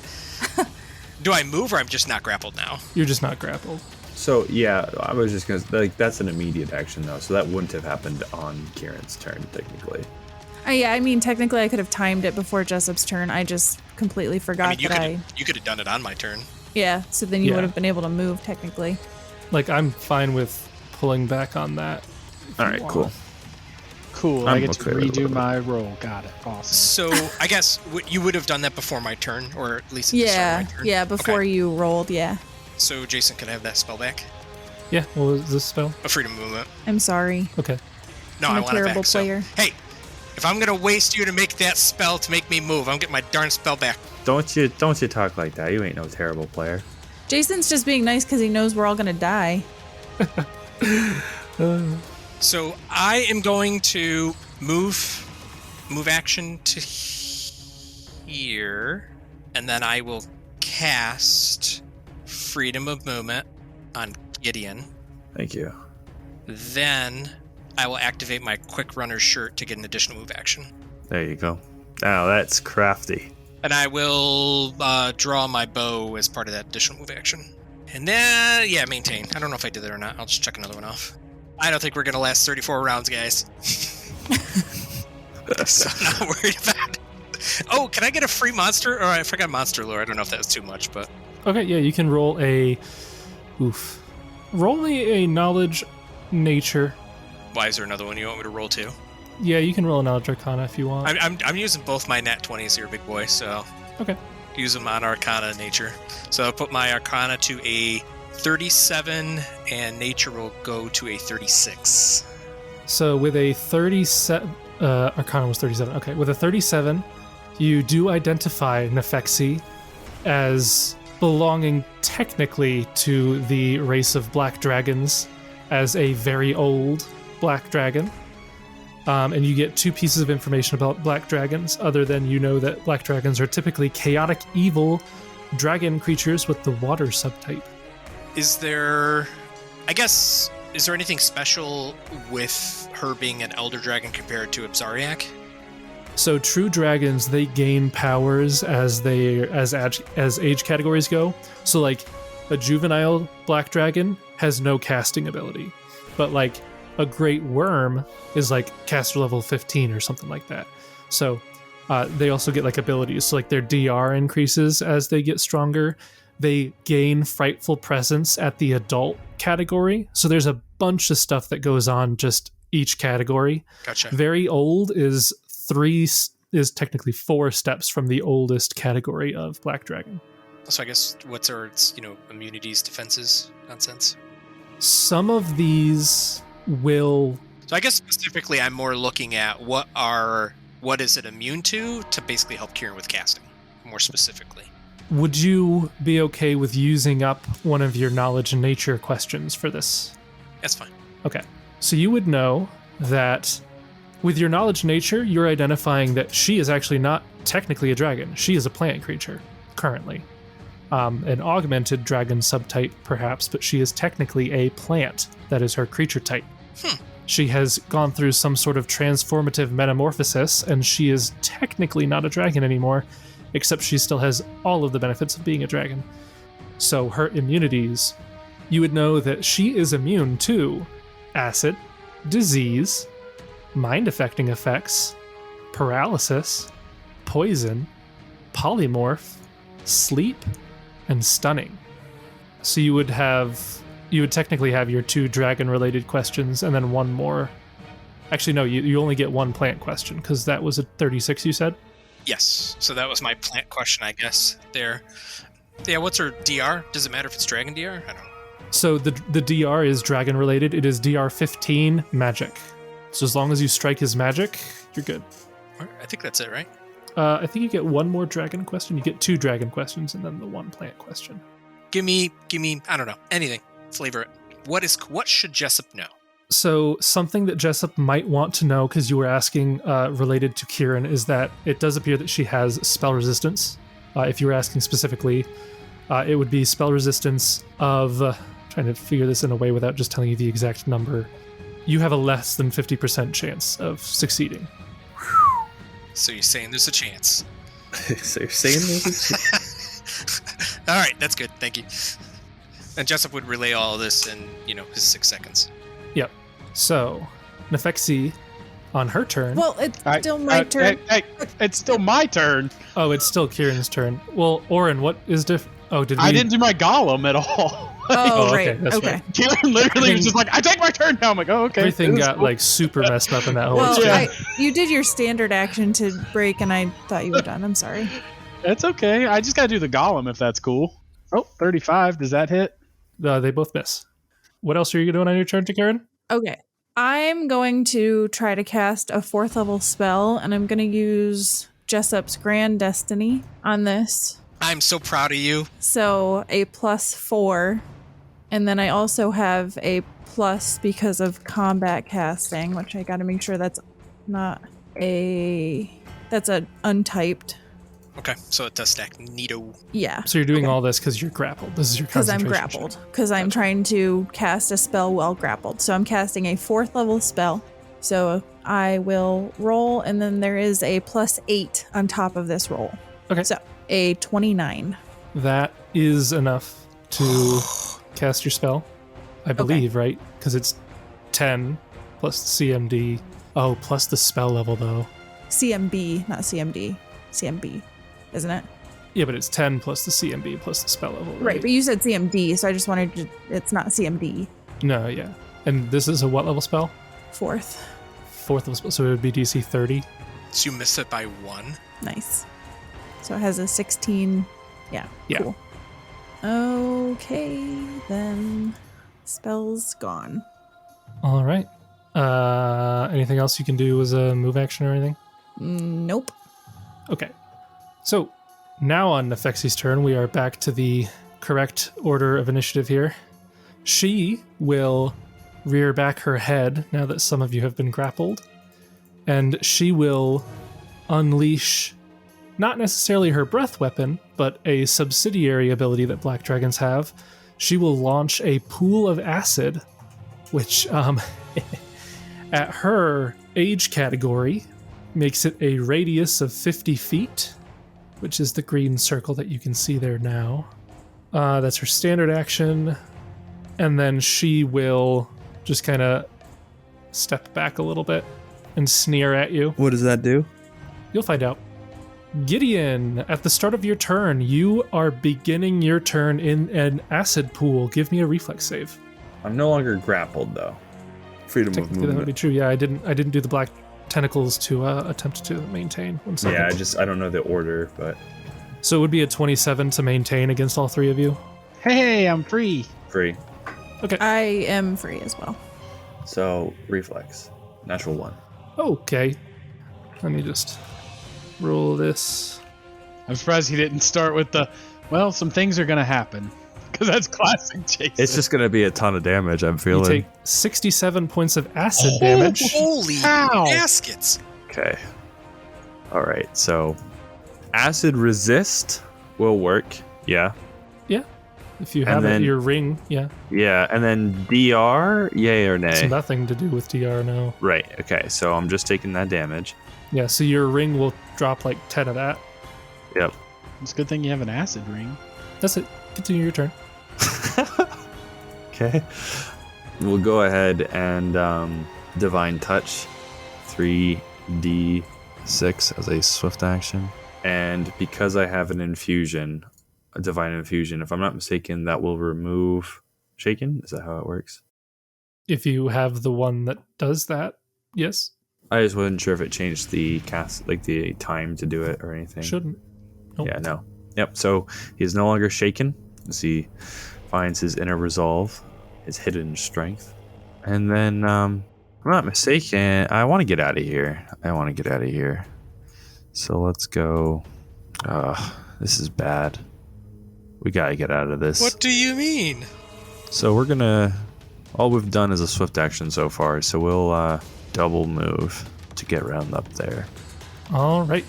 So shield other Else- cuts off. Oh, never Was mind. it? Yeah, I was just else no, it's still too far. I wanted to try to get up there in a turn, but I don't think I can. But yeah, he still will do that. And yeah, that's fine. Shield other can cut off. Yeah, so That's fine. shield other cuts off. And that's Gideon's turn. Okay. Yeah, because it's a double move. I was gonna try to see if I could get like up this thing with another move, but that didn't work out. Right. Okay. So at the top of round 3, I guess technically the order didn't change, even though we did it way out of order. Kieran is first. I mean, technically I did still delay, so I think I would still... Yeah, but then we retconned that you were doing your whole turn and then an immediate actioning at the start of Jessup's turn. Oh, I didn't necessarily mean I was retconning my whole turn. I was still going to go at that time. I'm just saying my immediate action could have gone off on Jessup's turn, and then my rail action could have happened later, but that's fine. Oh, did you take your real action at any point? I did. I took it after Oran. Yeah, because After Oran? Okay. Kieran failed the concentration check. Yes. Okay, so I can move you back down to where that is then. Yes. So top of the round is Jessup. Jessup. Oh, sorry. Jessup, you're starting your turn in a pool of acid. Does it matter if I'm hovering? How high are you hovering? I mean, I'd just be hovering slightly off the ground, so I don't... Then no. I mean, do I have to be 5 feet? Because I could say that. This is like waist high. Fiend. Give me a reflex save. 34? 34 will pass. So you will only take... So that halved would be 31 acid damage. Okay, so I take 11 with my resist potion. Yes. Resist potion of 20? Yes. Then that would Yes, because I bought it for 7th caster level. Yep. So 11 damage. be 11. And you can continue your turn. I will maintain performance. Check one of the bad boys out. Jessup wants to get out of here. Just want to see if there's anything I can cast on Kieran. I think they're all touch attacks. Or touch, not attacks. Sorry, my touch fails. Wrong dragon. Wrong. Yeah, so I guess I will move. So one move action, I will move out of the acid. And then I will cast Beak of Luck on myself. So move action, standard action. No immediate or swift, so G to G. That'll bring us to Oran then. So you're not grappled because the tentacles failed. Yep. Do I need to roll their reflex save? Yeah, you are starting your turn in a pool of acid. Come on. Wow. That's a 3 on the die. Have I rolled the same? Oh no, I rolled the highest for Gideon. I rolled the same for these last two. So, Oran, you take 62 points of acid damage. So do I still have that resist energy acid? Believe so. Plus 30? Yep, so you only take 32 points of acid damage. Although I gotta be honest, I'm kind of happy that I'm out of the share right. damage range. Right. That's probably a good idea. Yeah. Yeah. I was like, I gotta get Not out great. of here. This is not the fight to have shield other. No. So it's 5 foot up and then move? It is 5 foot up. You do have to make either a climb or acrobatics check to pull yourself up the moss-covered, slick platform. Oh, you're joking. Gideon's gonna be actually useless. They are slick with slime. I don't like it. Just airwalk yourself up. I can jump with a plus 5 competence bonus on acrobatics. Minus 3 to my acrobatics, which is, I guess, better than... Is that better than your climb? It is. Oh, that's funny. Okay, so we'll try an acrobatics check for my move action. Ha! Wow. You go to try to vault yourself up this 5 foot gap, but your hands just can't grasp anything. They're just sliding down and around. It's like you're trying to climb up like the rock underneath a waterfall. It's just wet and you can't grip. So can I try again as a second move action? Is that a thing? If you want to. Yes. Even I'm never worse. getting out of this acid pool. This is how Oran dies. I mean, you could have just normally moved to the left if that's what you wanted to do, but That's true. I didn't think of that. Yeah. This is also still acid, the soul spot. it is it's a 50-foot radius of acid here. It's the whole thing of acid. Yeah. He's moving up because, he's eventually going to hit her. Eventually. Probably. not. Probably eventually. Those are both going to miss. A plus 22, though. That I don't want to talk about it. That brings us to Kieran. Kieran, you are starting your turn in a pool of acid. Uh-huh. Can you give me a reflex save? you're getting a real kick out of saying that, aren't you? Sure I am, yeah. can. I'm not grappled anymore, though. So Correct. that does affect my reflex. I got to get as many little points as I can. All right, reflex is a 24. That will fail. Nice. You It's a take good roll for me too. the third time in a row that I have rolled a 62 on the damage for this. All right, so 32. 32. Yikes. It's 20d6 and I rolled 62 3 times in a row. I am going to turn into a dragon. Okay. Casting Albeit. form of dragon. Yeah, technically as my spell-like ability, but... Yeah, I guess it would still be casting. And then I'm going to fly up about, let's say, 40 feet. Not making fun of your character, but I'm going to a little bit. Oh, look at a little itty bitty Kieran dragon. Right next to, very old one. What's even funnier is that I feel like I have my draconic ally at all times anymore because he lasts for 11 days. So it's Yeah. like even smaller dragon and then small dragon and then larger dragon. So you said you're going up in the air. How high was that? 40 feet 40 to feet? get out of the radius of the tentacles. That brings us to Nefexi's turn. You guys can see that the pool of acid, the height of it was like waist high or higher. It slowly is like draining out and it's about half as high as it was before, but it is still in the area. Nefexi kind of looks in all directions and she says, "The gnats are swarming in all directions. But I suppose I'll take care of this one first." And she turns and she will full attack the stone golem. Oh, bye-bye, Stone Golem. Thank you for all you've done. So she will bite it. She's going to power attack. So power attack, that is a bad roll, 32. Yeah. Oh, yeah. Oh, these are all going to hit. The claw is a 41. Yeah, his AC's 26. The second claw is does that miss? 26? No, that's still a 30, I think. Yeah, he has to roll a net. She has to roll a natural one to miss. The tail slap is a 30. The first wing is this one's slightly lower, 28. Still hits, yes. Even with the iteratives, it has to be and the last one hits. So the bite, 2 claws, tail slap, and 2 wings all hit. And these were all power attacks. He has DR10 adamantine. Yep, she does not hit as adamantine, so the DR10 will apply to each of these. I'm just going to roll out the actual damage. Yep. So you can do that as you will. So the bite will be 52 points of damage. It's 42. Wow. The claws will be 26, followed by 29. Still up. Barely. The tail slap only does 35 damage. Still up. The wings, the first wing He's dead. Unless does... crazy low damage. Well, the wings do the least by far. He has 5 hit points left. 12 and 14, so that'll do it. All right. Well, he survived. He survived the first wing, but not the second one. Yeah. All right. And So as the he is dragon unleashes a series of vicious, brutal attacks, the stone golem collapses in an instant to the ground. That was 163% of Jessup's max HP. I was gonna say that was 108 damage to the golem, who had DR10.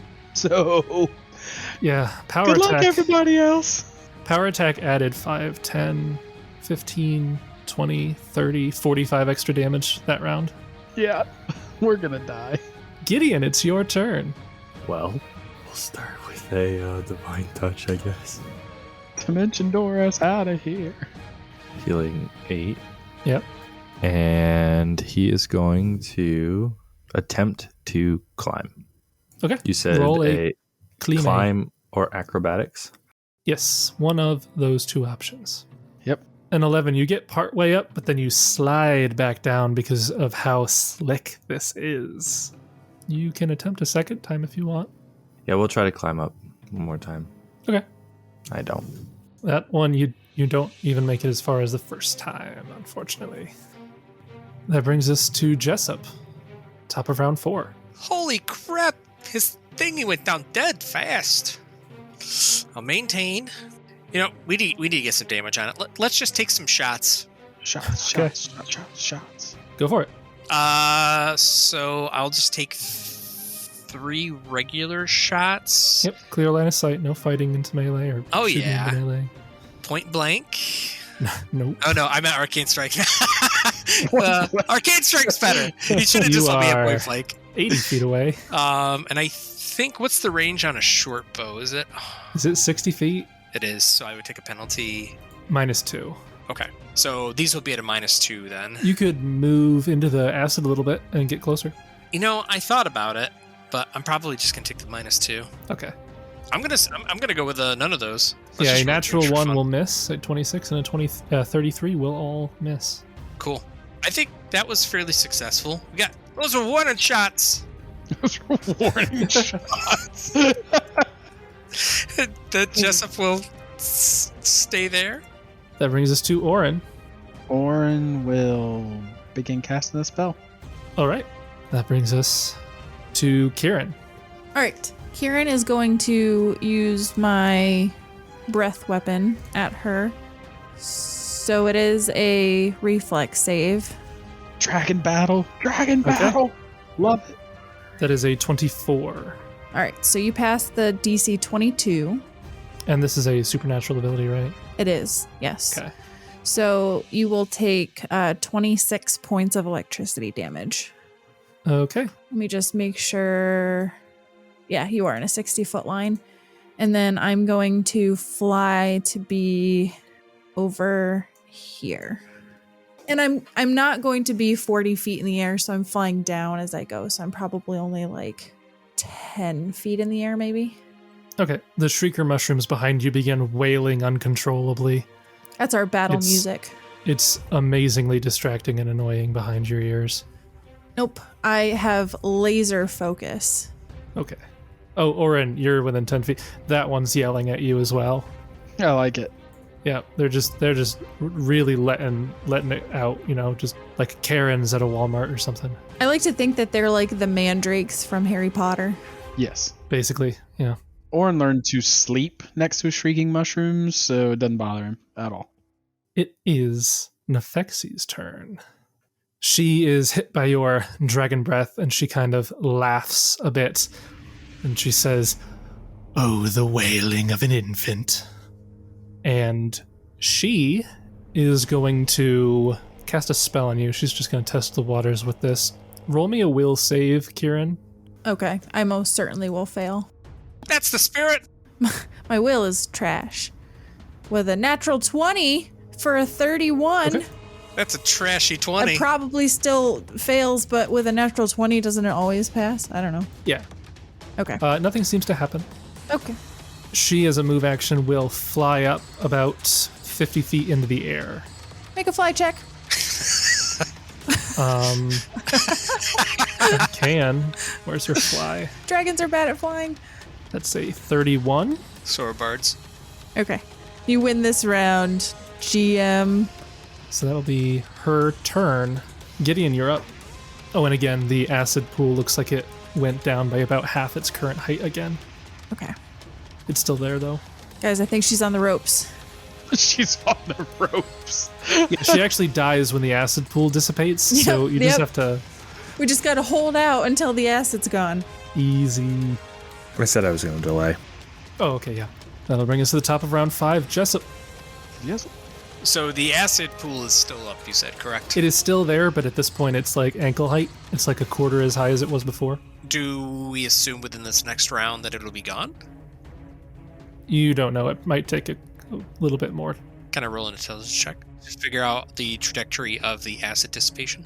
You can roll an intelligence check. Yeah! 17! 17, you think after 2 more rounds it'll be completely gone? At the current moment, it's probably would only do like maybe a couple d6 damage, if that. Oh, okay, so not much at all. And it's when we enter, correct? Or I You've enter? got how much was it? 20? Yeah. You think you could walk right into it at this moment, you'd be fine. Yeah, I'm gonna gamble moving here. Okay. Yeah, the current amount of damage that it can do is I mean, I can roll it, but I don't think I can. I have 20. I mean, it's depending on how many. If it's like 46, it's possible. Yeah, you said 20, so 17. So you don't take any damage. And then Jessup will cast a spell. Okay. He's gonna cast Shadowbard. Oh, I have never seen that spell before ever. Yeah, get ready for your mind to be blown, though.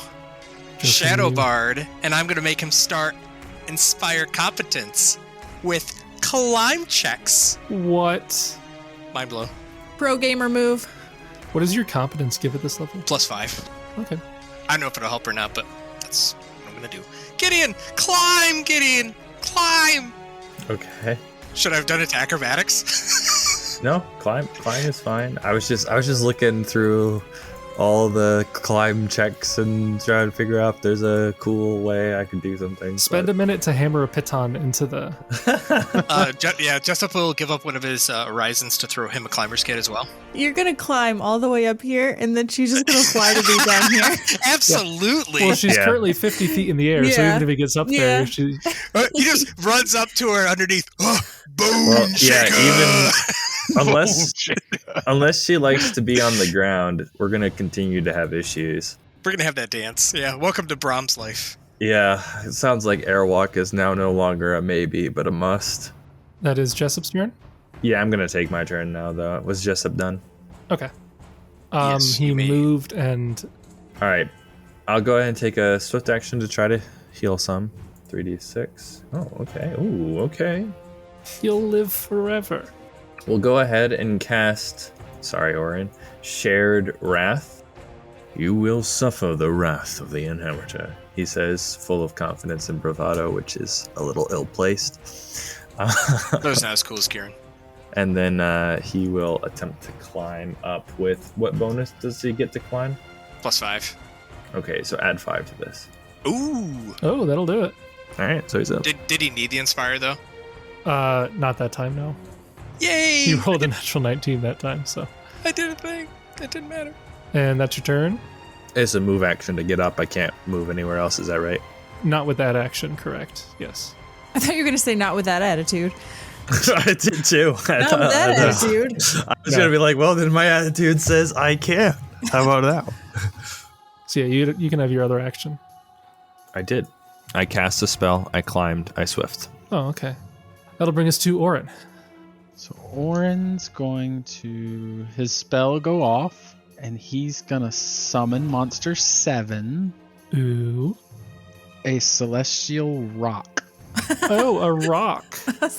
A giant glowing stone. A big old glowing stone. It drops on her head and she dies. Celestial power. Oh, I'm sorry. Rocks are... They're giant eagles. They're huge. They're giant gargantuan. Oh, that rock. They're gigantuan. I thought you meant like a literal rock. No. That No. rock. ROC. Okay, well, I got confused. I didn't roll an intelligence check that time. They are a gargantuan eagle bird thing. Yeah, And he's so... celestial. And I summoned him 50 feet because the way this is going to have to work, because it flew 50 feet up, I didn't think that I could summon it like right next to a fixie. Oh, in the air, you mean? Yeah, so I was going to summon it 50 feet in the air over me. So you could probably summon it. So she's 50 feet away and 50 feet up. Yeah. That probably makes the distance via the theorem. Theorem, yep. I typed in Pathfinder, but it's not a... There should be a math for just Pathfinder. Sacred geometry. Yeah. So 50-50 gets us 70. So what is the range of your spell? It's 25 plus 5 per level. 60. You could get him within reach. Yeah, he has reach of 15 feet, so that'll work. Okay, so yeah, we'll do that then. And then as a free action, it can smite evil, but I don't know how smite evil works. So the way that Smite Evil works, basically as a swift action, you can target an evil creature and you add your charisma bonus. I don't know if rocks have a charisma bonus. They might. They don't. They have an 11 charisma. They have an 11. Yeah. So you get no bonus on your attack rolls. And you generally add your paladin level to damage rolls, but this would probably be your hit dice, maybe? You would bypass DR at least. Yeah. Okay, so how does that work? So You would just add more to your damage if you hit, but that's about if it. I hit, it adds to damage. Okay. Yeah, you have to hit. Okay, so it gets 2 talons and a bite. Yep. So we'll do the 2 talons. 27 will miss. 37? 37 will miss. What? What? That's insane. Although that is a critical, technically. So does that... So no, Only a no. natural 20 is an auto hit. Ah! Okay. And now the bite, because why bother? That's the spirit. Eventually you'll roll a 20. It's a 37. How much higher can I get? Plus 17. You could get 38. I would have had to roll a nat 20. Mhm. Yeah. I'm betting her AC is probably just stupid high because she's got spells on. 17. Here's for a nat 20. Come on. Nope. Dang it. Okay. So that's it for that one. And then I didn't move, so I still get my standard action, right? Yeah. And we learned that it is immune to paralysis, correct? Yes. It's also immune to being hit by the looks of it. Clearly. Is immune to all forms of damage, really? Yeah, really. It feels like that. It does feel like that. I've done so much and gotten nowhere. Could you say you try so hard and in the end it didn't even matter? It did not even matter. That song hits home so hard. Alright, I'm actually just going to try and climb as a move action. Okay. Or acrobatics, rather. Come on.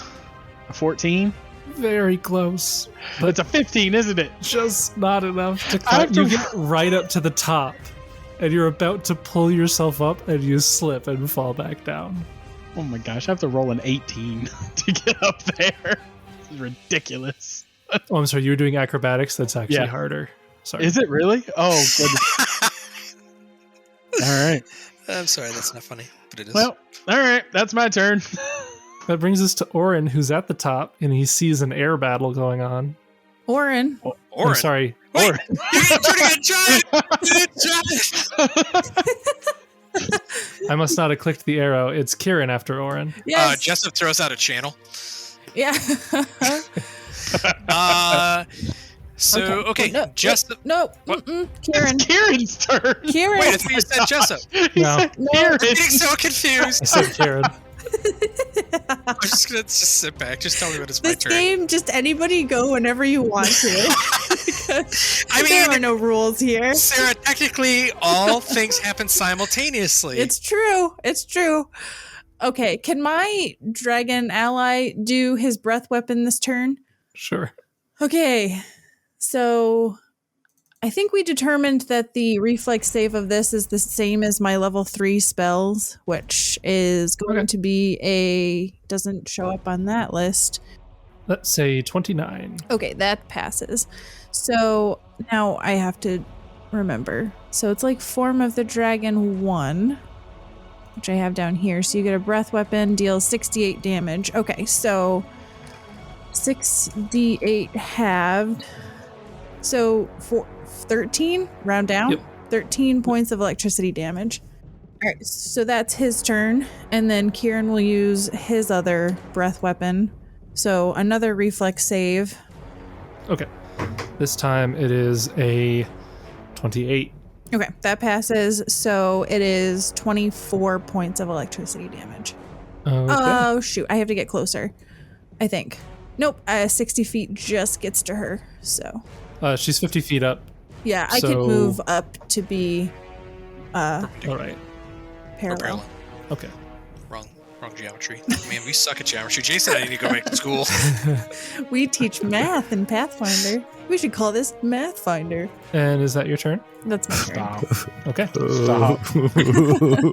Nefexi will turn her head to you, Kieran, and she will say, "Allow me to teach you the true dragon's breath." And she will do a breath attack of her own at you and your little buddy there. So I need both of you to give a reflex save. I don't know what his reflex is. He gonna die, but at least he did his thing before he died. Get ready for this, because pseudo dragons have a +5 to their reflex. Oh, yeah. No, he Natural one. failed with a natural one. Wow. He's got 15 hit points, so he's, Oh, he's dead. Wow. Wow. It's all right. I can just summon him again. What was his accent again? Can you do his voice? Like, I was a true dragon. In a second, I will. Oh, this is preposterous. I like to imagine he wears a little top hat that he just tips and then he dies. He tipped his cap like so. So I also have to do a reflex save, which funnily enough is only 5 better than that. So get ready. 12. Okay. Natural 1 and a natural 2, guys. But So you both fail. I do have acid Jessup's going resistance. to... Why not do same finale? Oof. All right, I'm going to try not to let you down, Jessup, but Are you... 12 again. Wow! I like to imagine Kieran does the same thing a second time. The exact same maneuver. But just the opposite. No! Roll left. Your other left. Yeah. Why? Why does the Roll20's dice randomizer hate me? This is going fantastic. So both you and your summon take 64 points of damage. All right, so I take 34. Yep. Me And then dice. the summon, as he is melted with acid, he says, "Well, at least I was killed by a noble, majestic creature." Technically, she's not even a dragon, but That's true. Oh, you've ruined it for me. Yes, he's dead. And that'll be her turn this round. She maintains her hover. Jessup, top of round 6. Oh, it is my turn? Yes. Okay. Jessup, he is going to move, I think it's move action equivalent. So he's going to use his move action to force his Shadow Bard to start up Inspire Courage. And then Jessup will spend a move action to switch his to being Inspire Greatness. And I think... Am I in range of that? What's No. the range? I didn't think so. You can get Inspire Courage, but not Inspire Greatness. So I'll give Inspire Greatness to myself and to Kieran. Actually, Kieran, how high up are you? 50 feet. All right, well, Jessup's going to give himself Greatness, I guess. You know what? No! You know what he's going to do? He's fine. He's going to... Well, his performance dropped anyway. He's got Inspire... He's just going to shoot. Whatever, screw it. You know what? I can't give that to anybody. So I'm just going to Swift Action Arcane Strike, and I'll take one shot. Fish for 20s. I am firing in a melee again. Well, crap. I'm not going to hit.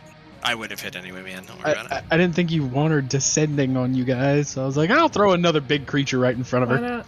Yeah? Doesn't hit, because I I did a don't think 37. it Yeah, I was going to say you did a 37, so. Unless she has Jessup Bane or something like that. Nope. Bard Bane? No? Nope. Cool. All right, well, I'm going to 5-foot step forward. Cool. We had some Dragonbane arrows way back in the day. We certainly did. Mm-hmm. Didn't we use them all on Abzariak, though? You used a lot of them, but I don't think all of them. I don't think we did, and I was trying to look on my character sheet if I kept any. I think we did, but I didn't mark it. Or did we bury him with Iden? I thought we buried him with Iden. I No. think we did. I think I did choose to take those, knowing that we were going to fight another dragon, but they're probably hidden. Justin's probably looking through his bag and can't find them. They're in Kieran's. All right, that brings us to Gideon. All right. I realize I might have wasted a little bit of time, but it's okay. We're going to move forward from this. Have you seen any of our other turns? Gideon's going to go ahead and cast Angelic Aspect. And as he does, he gains this sort of halo glowing above him, and wings sprout out, feathered wings. And I believe that even with average maneuverability, I can still fly. It's just I can't do certain things. You can fly with any maneuverability, it's just you don't get any bonuses to your fly checks. Correct. And you don't need to make fly checks if you aren't doing things that are difficult. So he can fly at less than a 45 or up to a 45 degree angle and move up. Yeah. Yeah, so you could move 15 feet forward and 15 feet up. And I was going to say, because I have a fly of 30, how does that interact with haste? I've never had fly speeds before. I think it's just doubles like normal. So I have 60 fly then. Yeah. Okay. So I will go ahead and fly up. I can't double move. I already cast it for one. So I can go 30 feet towards them. Yep, and 30 feet up. Yep. Yep. All right. Brings us to Oran. Okay, so I'll guess he'll, do the thing with the attacks. The talons and the bite and see what happens. Miss. Okay. And the bite. And a miss. Okay. That thing rocks. I guess I'll try a climb check since nothing else has gone well. Hey-ya! Well, 3. nope. No. And we'll... Wait, do you fall prone if you fail it by so much? It doesn't say anything in the book Okay. about this particular check doing that. And I guess I'll just do a channel because I'm kind of injured. I give up on trying to get up there. 7d6. Can you channel since you already standard action climbed? You tried to move up. Move action climb. Oh, is it move action to climb? Yeah. I have been allowing it as either, like any form of movement, basically. 19 points of damage healed. All right. That brings us from Oran to Kieran. All right, so with my form of the dragon, I get fly speed of 60. Oh, wait, but I'm kind of flying with my fly spell because the dragonfly is bad. All right, so I can fly at a speed of 60 feet. So with haste, I can fly at 90 feet. Yes. Okay. I want to fly to be here. And then I want to cast a lightning bolt in a way that does not hit the rock but hits the plant dragon. Can that be done? Probably. Okay, so roll me a reflex save. Roll me spell resistance. Oh boy. All right, so that's different. That's just caster level check, right? Yeah, with your spell penetration. Oh, with spell penetration, which gives me a +2 and then another +2, so +4. And I think I get another one of Jessup's things, or do I just get one? Grand Destiny. Grand Destiny, I don't think works on spell resist. Does it work on caster level checks? This is not a caster level check. Isn't it? It's a spell resistance. Yeah, but I'd roll my caster level. Yeah, but it's not a caster level check. It's not like it's not like a dispel magic or anything like that, which is a caster level check. This is a spell resistance check. To affect a creature that has spell resistance, a spellcaster must make a caster level check. Okay, fine. Whatever. It doesn't matter. I don't have to use it. It's fine. No, you can use it. If that's why it works, then you can use it. Yeah, I think it is. Okay, so +8 to this roll. 28. Okay. 28 is exactly the DC of spell resistance. That's scary. Okay. She rolls a 23 reflex save. That passes, so you take 26 electricity. Okay.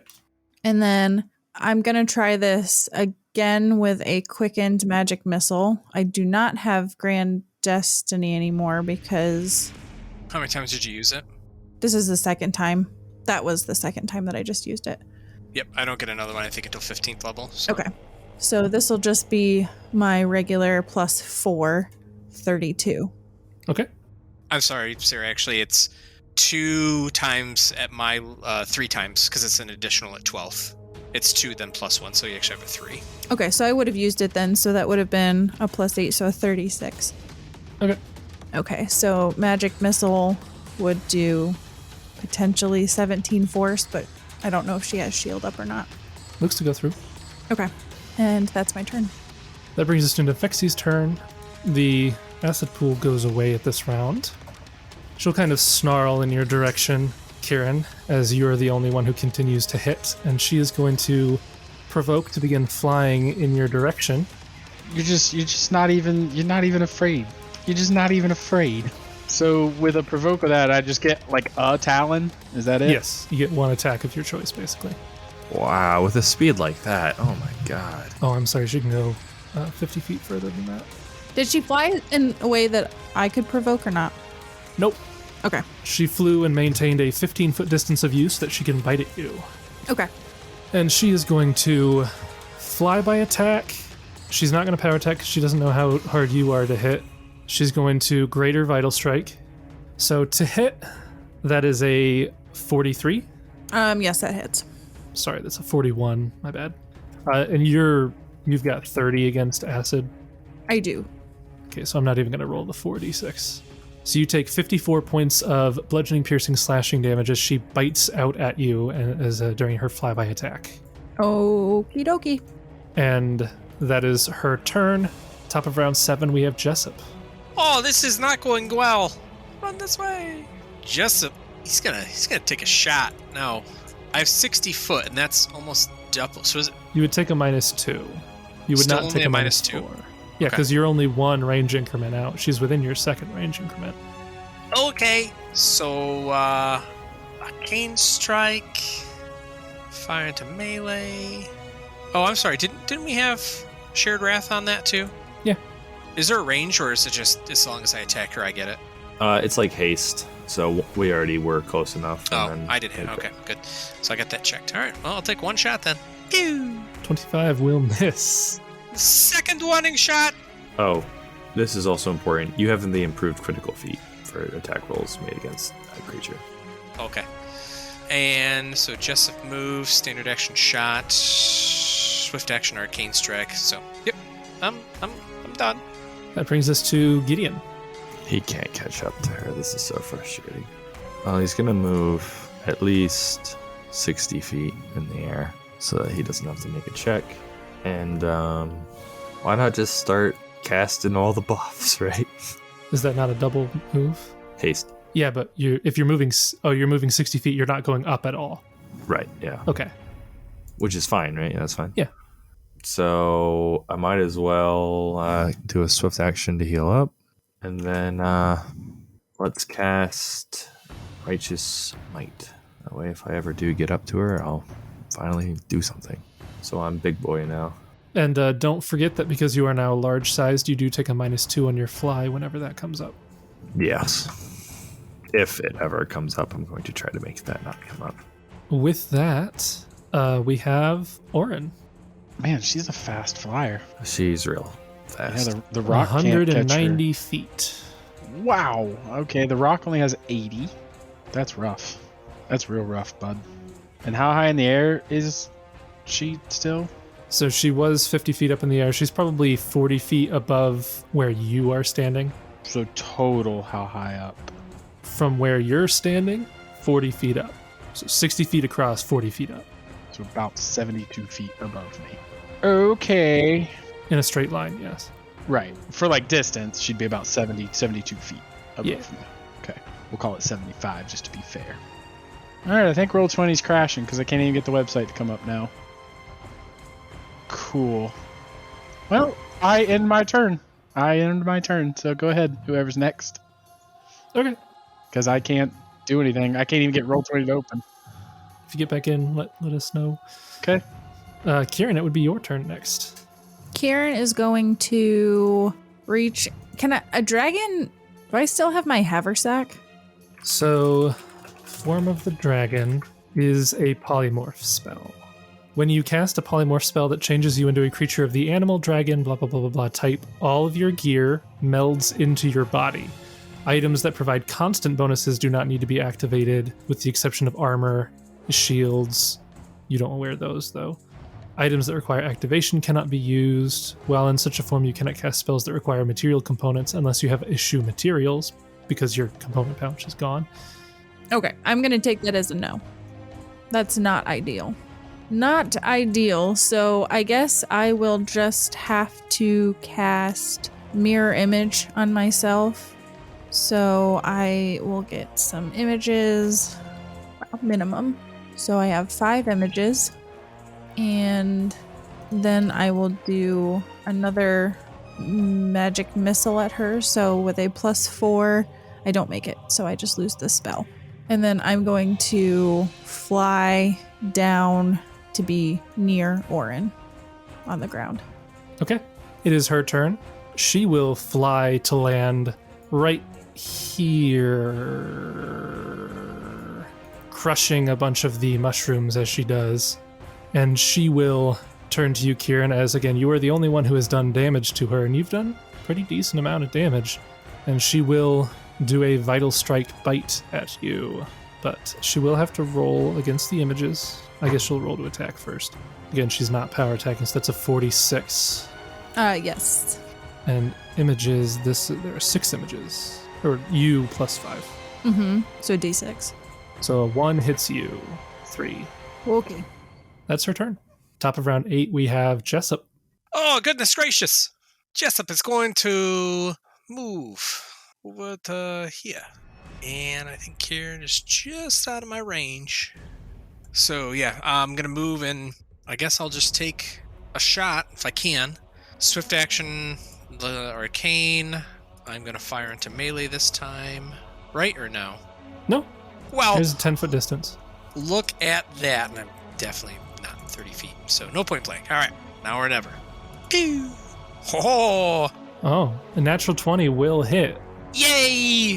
Does not confirm for sure. No. Take 18 max damage. And this is a magical bow, so that will all go through. Oh yeah, and I arcane striked it anyway. So that's right. Throw me on the leaderboard. Yeah. In second place for DPS. Woo-woo. All right. That brings us to Gideon. Who will Paragon Surge, relying on the strength of his ancestors to give him Vital Strike. Okay. And then he'll move 30 and 30. Should get me within range. She's on the ground now, so yeah. Okay, sure. Don't get too close to the mushrooms. Oh, the mushrooms are just, they're going off so much. But there's like a cacophony of them, and they all sound like that. So I've got the rules for Vital Strike here. It rolled weapons damage twice for the attack. Yeah. And then add those. Just so you know, getting into range would provoke from her. Even from that distance? Yeah, she's got 15-foot reach with her bite. Okay. Would Gideon know that? I mean, you saw her bite Kieran from roughly that distance. I'll have cast Grace then, instead of healing. Okay. If that works for you. Sure. Okay, cool. So, Paragon Surge, Grace, he'll move up to be within range, and then he will find his hidden strength. Boom! And make one melee attack. I'm assuming I can't use Vital Strike on this, or can I? I think you can. Vital Strike is on the attack action. Okay, cool. So then I will. And it just adds a d8, right? That's all it's going to do for me. If your weapon is a d8, then yes, it would just add a d8. Was that smarter, or was power attack smarter? I think I want to make sure I hit. Oh, what spell did you cast to make you bigger? Righteous Might. Righteous Might.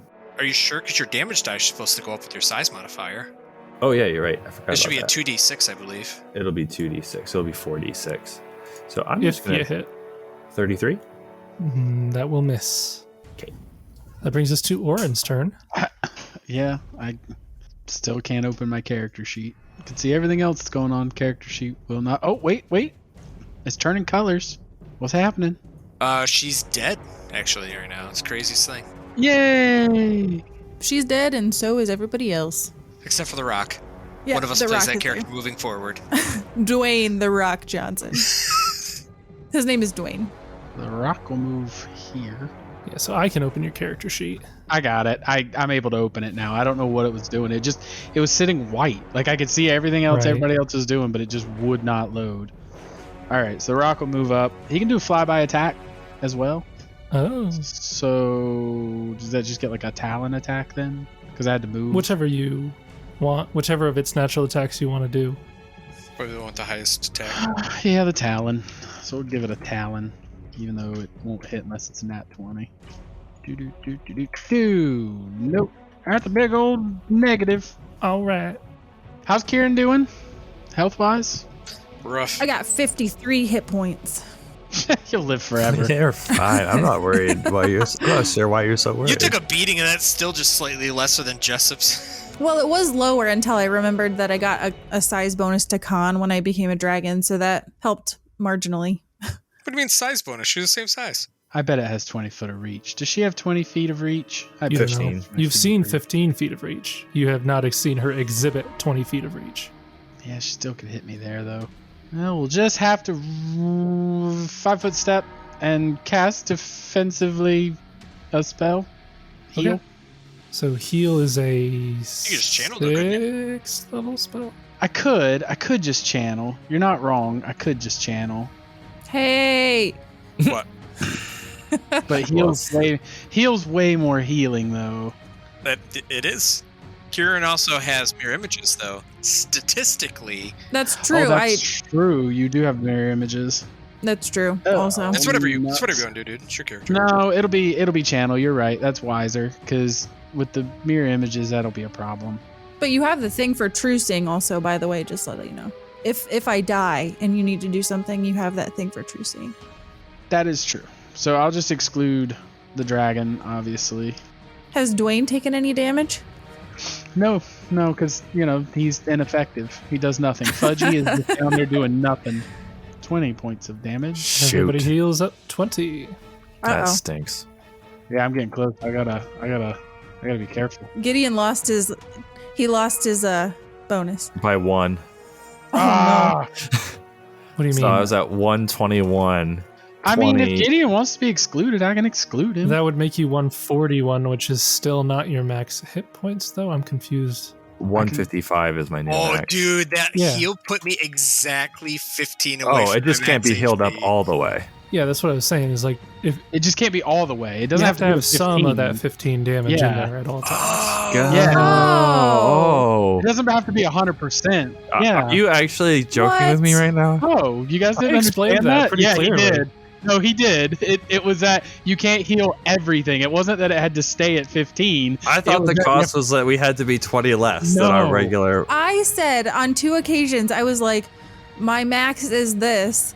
So I can only heal up 21 because I'm down 36 because I have to stay 15. I said that multiple times. Yeah, and I just assumed that you guys wanted to stay within the 15 range so that something crazy didn't happen that kicked you out. No, yeah, exactly. That's what I was thinking, Jason. That I was like, okay, yeah, they just don't want to do more than a certain amount because, like, then Nope. you're risking over healing and No, we thought losing that was it. the limit. No. He Nope. definitely explained it that you just can't heal everything. Yeah. Oh. Chalk that up to yet another misunderstanding in this campaign. So I feel Wait, lied that to. happened before? Yeah, believe it or not. No. Okay. So we healed 20. Thank you, Oran. Yep. You're welcome. Good luck. I love it. He says thank you, Warren, and Jason's like, yep. Yep, you're welcome. Yep, no problem. Yeah, no problem. Sure thing, boss. Anything else, Oren? Or are you good? Oh, I'm a 5 foot step back. Okay. Haha. Okay. That will bring us to Kieran. All right. It's all or nothing. 5 foot fly in and full attack. 5 foot fly. Fly. So first, all right, so I get a bite, 2 claws, and 2 wings. My bite and 2 claws are at my full BAB, and then my wings are at 5 less. First bite is only a 36. The first miss. claw is a 40. 40 will hit. Second claw is only a 30. First wing, 24. Second wing, natural 1. All right, whale.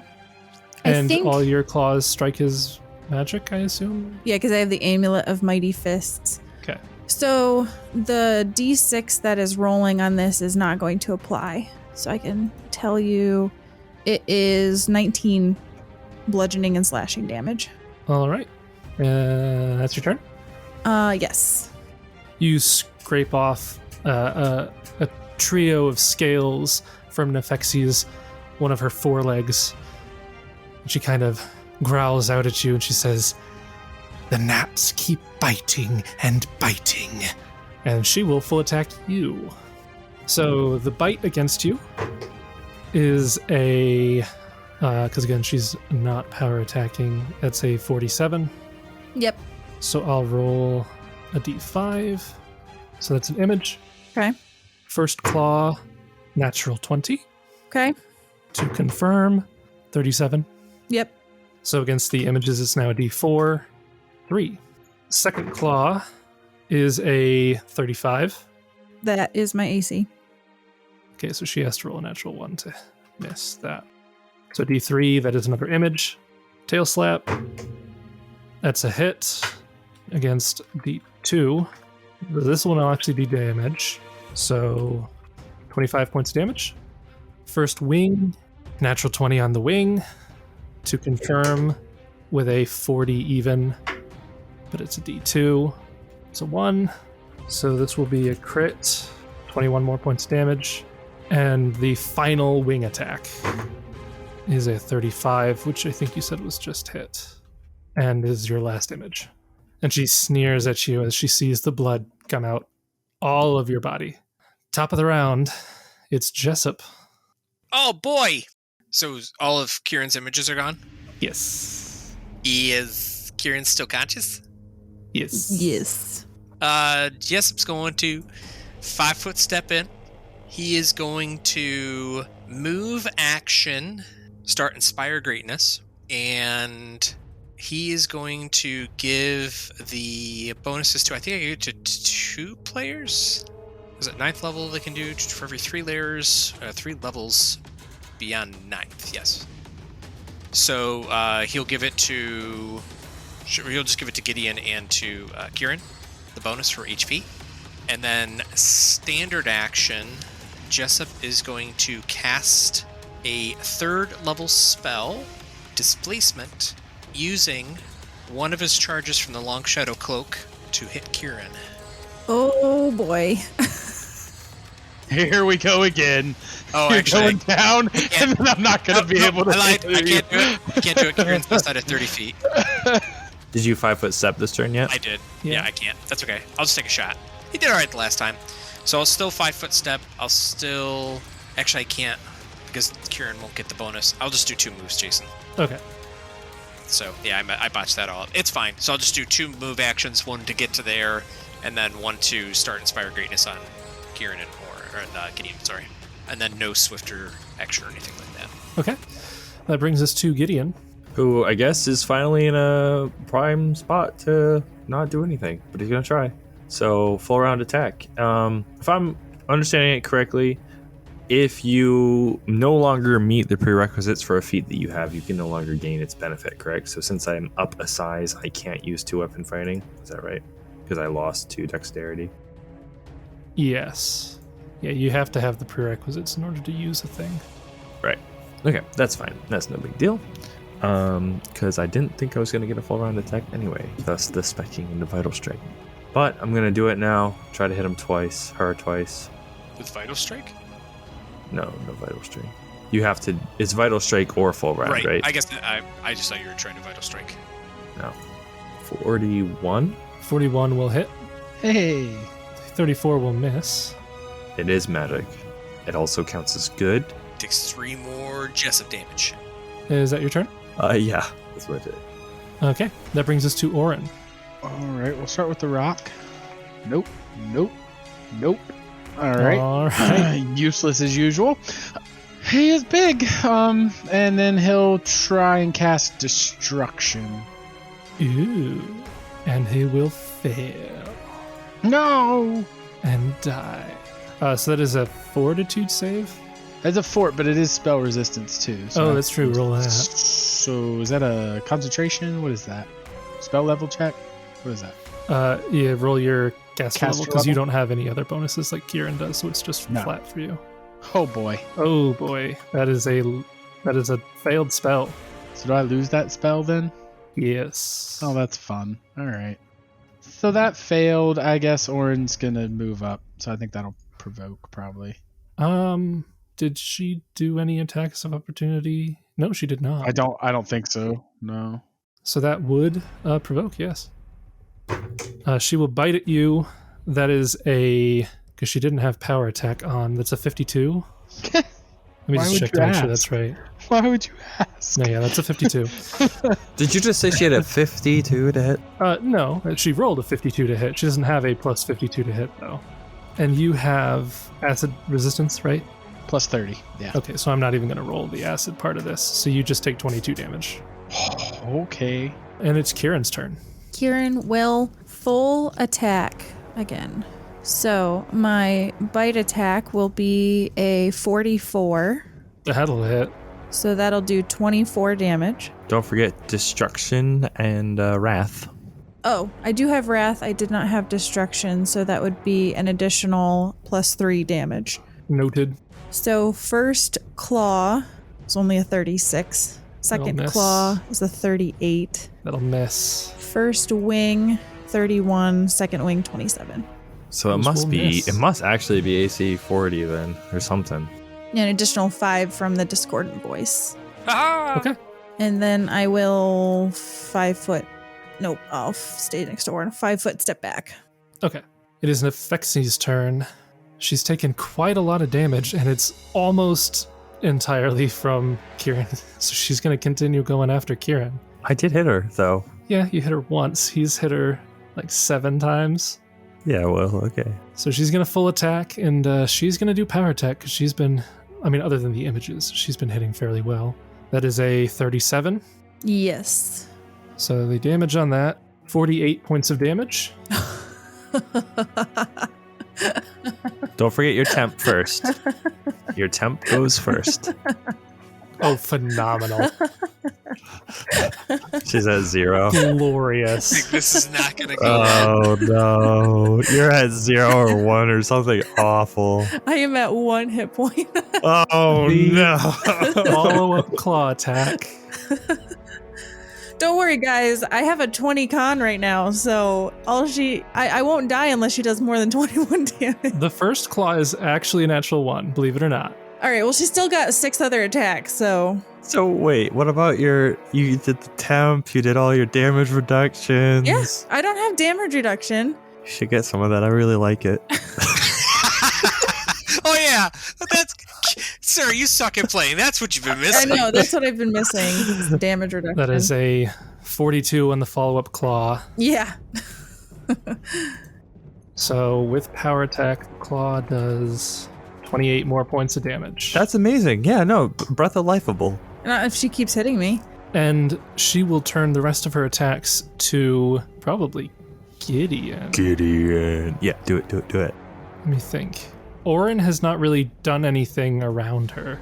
So yeah, she'll probably just switch over to Gideon. So That the sounded really mean. tail slaps and 2 wings. So this is still power attack, so that'll hit with a 40, something in the 40s. Yeah. So power attack on the tail. Tail actually does quite a lot of damage. 34 points of damage. Okay, so reduced by 5. Temp HP goes away first, so I take 5. Yep, so a natural 19 on the wing. So that's another 16 points of damage. Okay, again, reduced by 5, so 11. That's a 39 on the final wing. Will hit. You take another 13 damage. That clay skin is almost gone. One full round attack, and it's like, That brings us to the top of round 10, Jessup. Oh no, Kieran! Kieran is smashed into the ground under a huge foot. Yeah, I think Jessup's just going to full round attack action on her if we can. All right. So I am within point blank, and I would be firing into melee this time. Yeah, just take 3 attacks, see what I can do.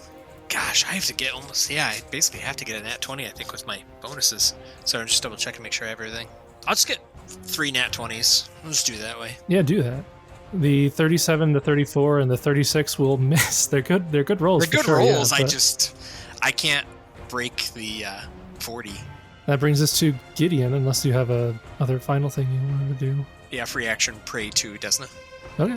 That's it. Oh, Desna, help us. The avatar of Desna appears next to you. Mythic That's rank pretty sweet. 20. No, just kidding. Gideon, it is your turn. I don't want to block Jessup's line of shot too much, but I kind of want to thematically try to get between her and Kieran's corpse. We'll 5-foot step there. Give her the old full round attack treatment. All right. Swift action, heal myself up for 9. You'll live forever. No, only got 2 more of those left. All right, here we go. 30 will miss, 26 will miss. Those are bad rolls. That brings us to Oran. And you can see that the dragon has taken a fair bit of damage. She looks quite lively still, but you can see the chloroform coming out of her. I'm going to keep calling it chloroform, by the way. That's just what it is now. Is it supposed to be chlorophyll? Yeah, I think so. Oh. We all fall asleep because of the chloroform Because of the leaking out of her chloroform. body. I will breath of life Kieran, Okay, are you casting that defensively? of course. Okay, go ahead and roll that. All right. Concentration check. So a 30. A concentration is 15 plus double the spell level to cast defensively. So Breath of Life is a 5th level spell. Yeah. Yes. So 25. So yeah, you would succeed. Awesome.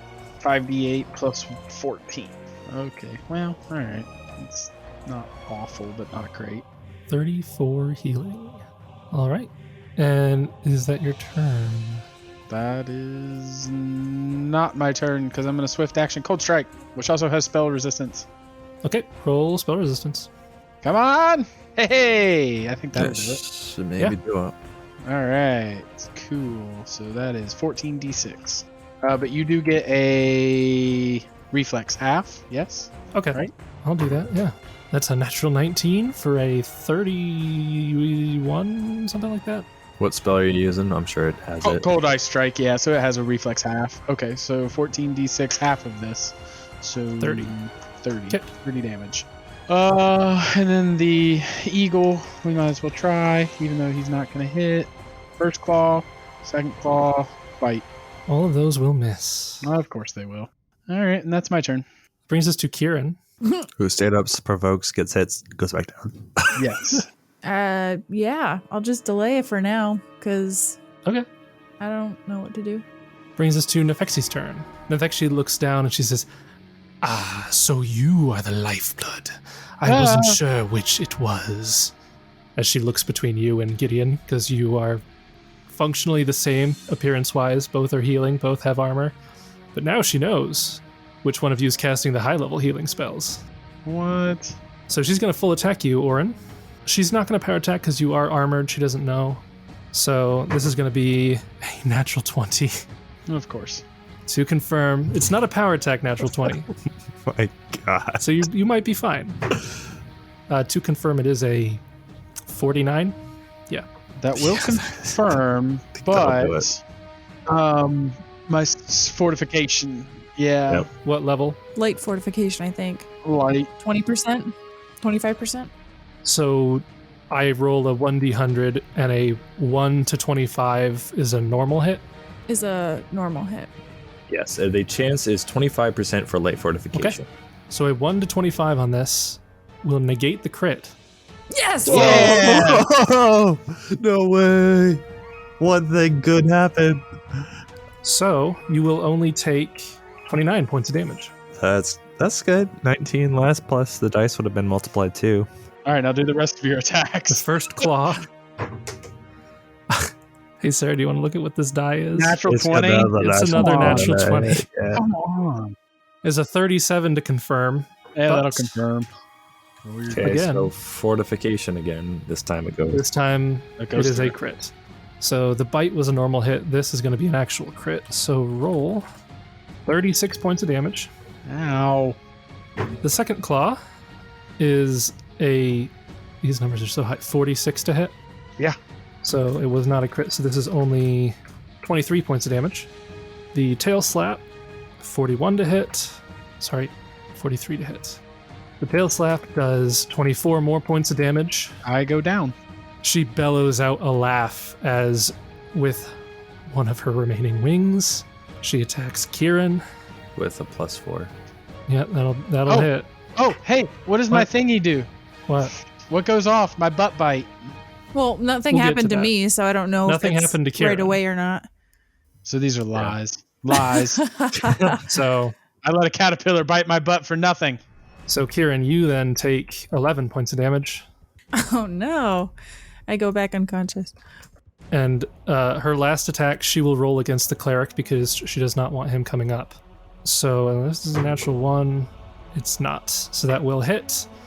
So, Oran, you take another 13 points of damage. Oran does? Yes. Oran? All right. Question, do my negative levels stack? So if I were to come back again, would I have... Yes. Oh, that sucks. We'll do one more round. Jessup, it is your turn. Jessup will spend, I think it's a swift action to activate my Kregadon ring for precise strike for a minute. I believe so. So I'll use that as a swift action. And then I'm just going to go nuts, I guess. Try to go full attack. All right. So let me turn off Arcane Strike, turn off Fire into Melee, go for the Gusto. See what happens. Wow.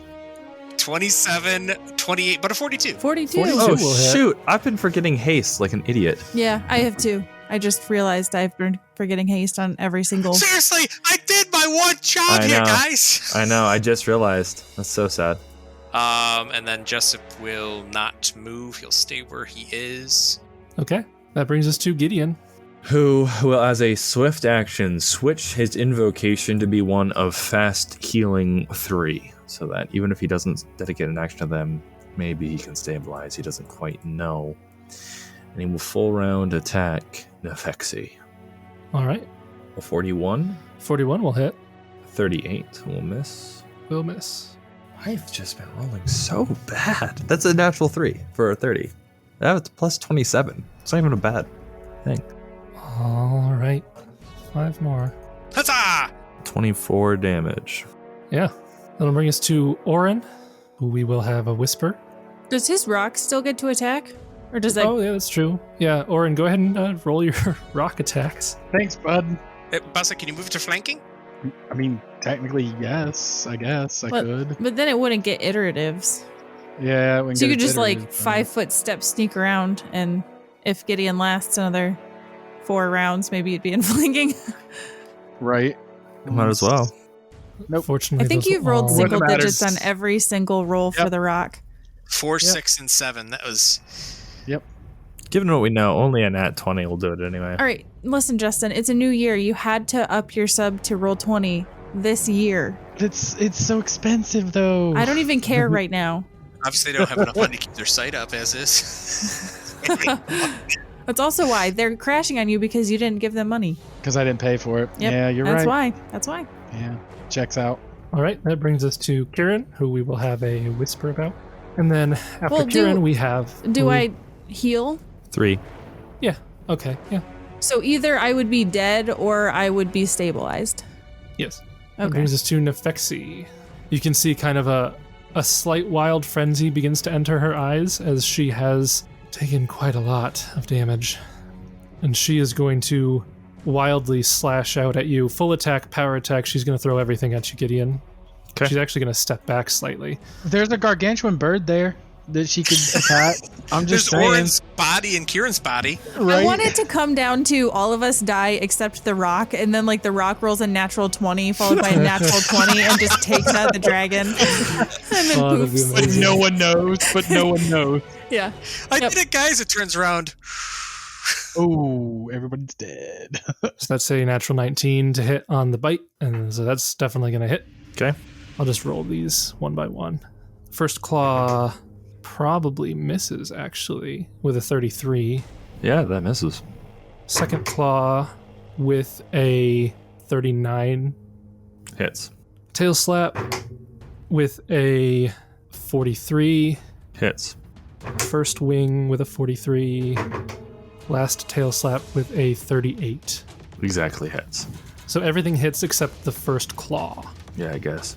And you have 10 acid resistance. 10 acid resistance, DR5. Okay. So I will roll the acid, but I'll do that separately. So 43 normal. For just the first hit. Yeah, that's the bite with power attack. Okay. 12 acid, so 2. Yep. So the claw that hit you does 30, so minus 5 would be 25. Okay. The tail slap does 38, so that's only 33. The wing that hit you does 19, so minus 5 would be 14. And then the other wing, it's another 10. Okay. Gideon is still up. And we will end on this scene. At the start of the next round, those of you who are conscious see something begin to happen to Oran's body. His body breaks into thousands of small caterpillars, Oh, no.